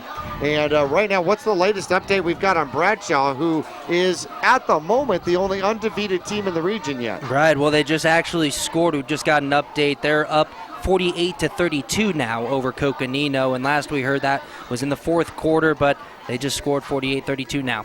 Holy cow. This one was 27-6 at halftime as the Mingus Marauders had 2 rushing touchdowns, one by Ruiz, one by Groth. Taylor, a pick 6 from the safety position of 21 yards, and 2 field goals by the Mingus Marauders senior Myers, and it was 27-6 at halftime as the victorious Marauders head into the cave, and it's going to be a much easier time in the cave for the Mingus Marauders. In the third quarter, 5:57 left to go, Groth scored on a very odd play. As he got stopped up at the line of scrimmage, he seemed to be the only player that didn't stop when the flag was thrown. There was an unsportsmanlike call against the Prescott Badgers, so he wheeled off to the right and found the end zone for 12 yards. The extra point was good by Meyer, and it was 34-6. Fourth quarter action, Mingus would score again, this time a announcer fooling keeper option by Myers as he wanders around the right side, splits 2 defenders for a 12-yard running score by the Mingus Marauders. That was set up by a 31-yard run by Groth, by the way. Myers got the extra point, and it was 41-6. 6:07 left to go, and Mingus changes out quarterbacks. Chaz Taylor from the quarterback position ends up with his first touchdown of the game. However, I missed a 49-yard touchdown run. I got to throw that one in there. Marquard gets it from Green as he just chucks it up. Mingus tries to come over in defense. He found that interesting spot in the zone. He found himself open, and Green able to chuck the ball downfield and get it to him. Got into the end zone, and that made it 12 points on the board for the Prescott Badgers. The 2-point conversion by Clark was no good. And then Mingus comes back to score with Chaz Taylor, the final score of the game. This one being a 2-yard dive into the end zone. First score from the quarterback position for the Mingus Marauder sophomore. Myers got the extra point, and your final score here tonight, 48-12, as the Mingus Marauders victorious here this evening. So Mingus took care of business, did what they had to do to stay in the hunt for the playoffs. And, it's sometimes weird. You're talking about Game 6, Game 7. You're already focused on where the playoff is. But we want to remind everybody, Prescott came in ranked number 15 according to the AIA Power Rankings. That's what sets the playoff picture.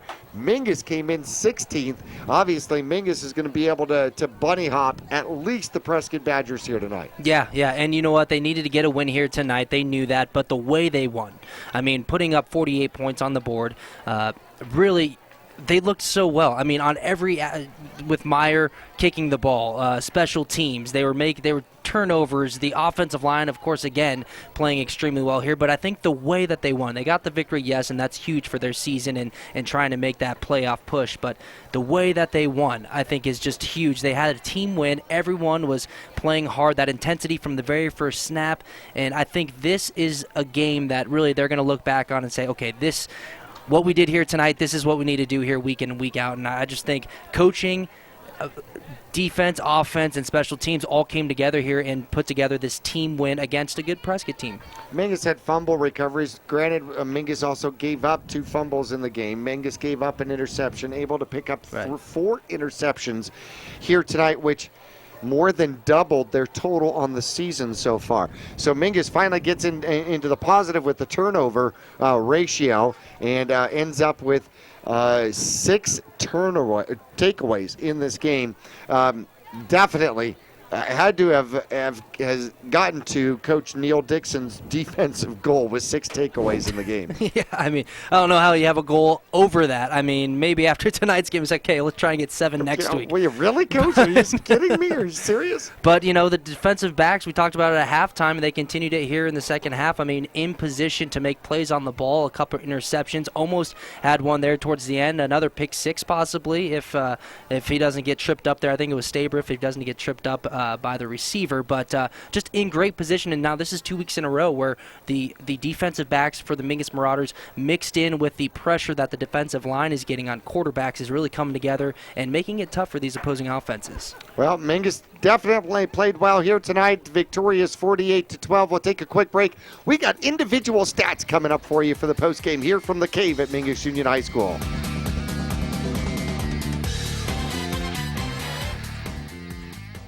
People often refer to Larry Green Chevrolet as the people place.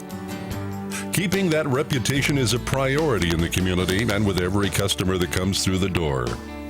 If you're on the market for a new or pre-owned car, truck, van, or SUV, you'll find their selection extensive and their sales team professional and courteous. You can also count on excellent after-sales service. Visit Larry Green Chevrolet on Highway 260 next to Walmart in Cottonwood.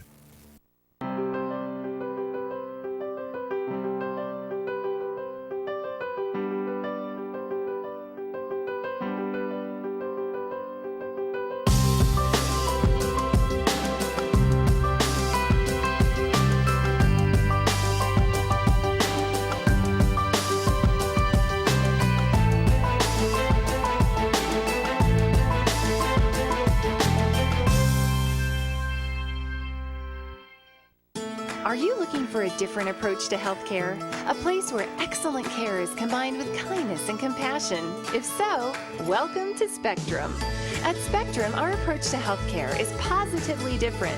From primary care to pediatrics, our staff is dedicated to one thing: you.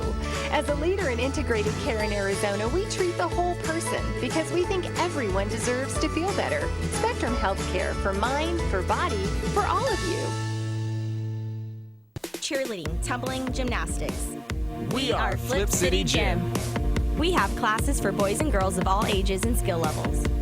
Flip City Gym offers competitive co-ed cheerleading with world champion coaches. Ask about tumbling and gymnastics. Or our health and fitness-based academic preschool. The only one of its kind in northern Arizona. Enjoy open gym Fridays and Saturdays. Stop by for your free class or find out more at flipcitygym.org. Taylor Waste has been voted the #1 residential garbage service 13 years in a row in Cottonwood and 9 years in a row in Sedona. Why? Because Taylor Waste always offers dependable and efficient garbage service and clean, eco-friendly curbside recycling and positive customer service. Taylor Waste offers a separate recycling container, and our recycling program is clean rather than commingled with garbage. To start service, call your locally owned Taylor Waste, dedicated to providing service tailored to your needs. Respected locally, trusted nationally. The Ledbetter Law Firm in Cottonwood has a professional team ready to help with personal injury, corporate law, and real estate. Licensed in multiple states, federal and tribal courts, the Ledbetter Law Firm is experienced in healthcare law, education law, and liquor licenses. Selected by lawyers and judges as one of Arizona's finest law firms, the Ledbetter Law Firm on Main Street in Old Town Cottonwood, online at ledbetterlawaz.com.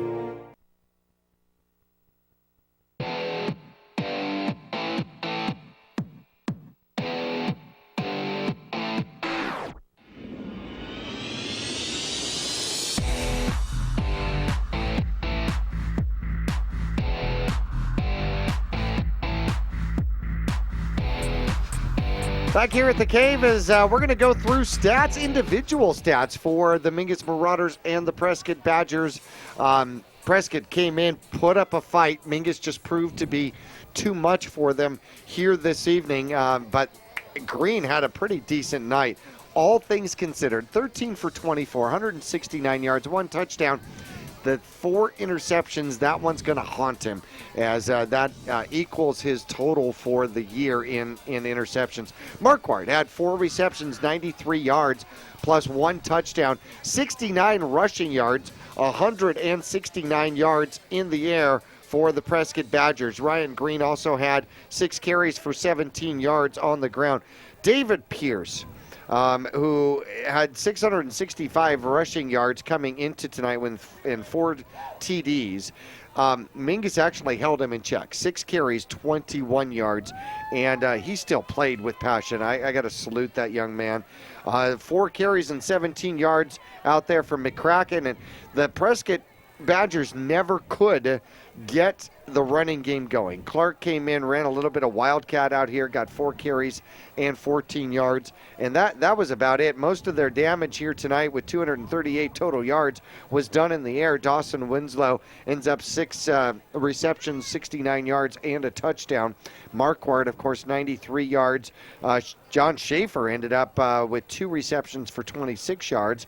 1 reception for Hurd here tonight and 1 reception for Hall. His first reception works out to be a touchdown for the young man. So Prescott able to move the ball a little bit, but it was the turnovers that haunted him here this afternoon. Yeah, it was, and then the fact that Mingus was able to capitalize on those and really put them in a position. I mean, early on, they were turning the ball over, and Mingus right away was able to use that to kind of build the momentum. And once they built that momentum up, they never gave it back. But the defense, talking about how most of the yardage that Prescott put up on offense was in the air. And this is a team with over 1,800 yards on the ground. And that right there, coming into tonight's game, over 1,800 yards rushing. But that right there shows the kind of game that the defense, Mingus's defense, had tonight on all facets. We talked about it, but just stopping. I mean, they have 3 or 4 different weapons in the backfield that are good runners and have success and have been having success all year. But the Mingus Marauders defense really kept all of that in check. Oh, without a doubt. Offensively for the Mingus Marauders, they end up with 7 penalties, 69 yards on the game. Trey Meyer didn't throw the ball in the second half, so in the first half he ended up 3 for 7, 55 yards, 1 interception out there here tonight. Ruiz carrying the ball, 10 carries, 143 yards, and 1 touchdown, not to be outdone by Jason Groth. 17 carries, took him more carries, but 145 yards and 2 touchdowns. Myers had 8 carries for 10 yards and a touchdown in the game. Also carrying the ball, Stabrith had 3 carries for 33 yards, 2 for Taylor for 13 yards and a touchdown. Nelson was 1 for 1 here tonight, Sabota ended up carrying the ball 10 times in the game for 55 yards, and Tyler Kelly got to touch the ball. Hasn't done that in a little bit, and 3 carries for 36 yards. Leading receiver out there for the Mingus Marauders, 22 yards for Stabrith on a 1 reception, 28 yards for Alex Nelson for the Mingus Marauders here tonight. And overall, the Mingus Marauders ended up with over 400 yards of total offense. Offensive player of the game, who would you like to go with? It's a tough one. I mean, just the performance by just so many players out there.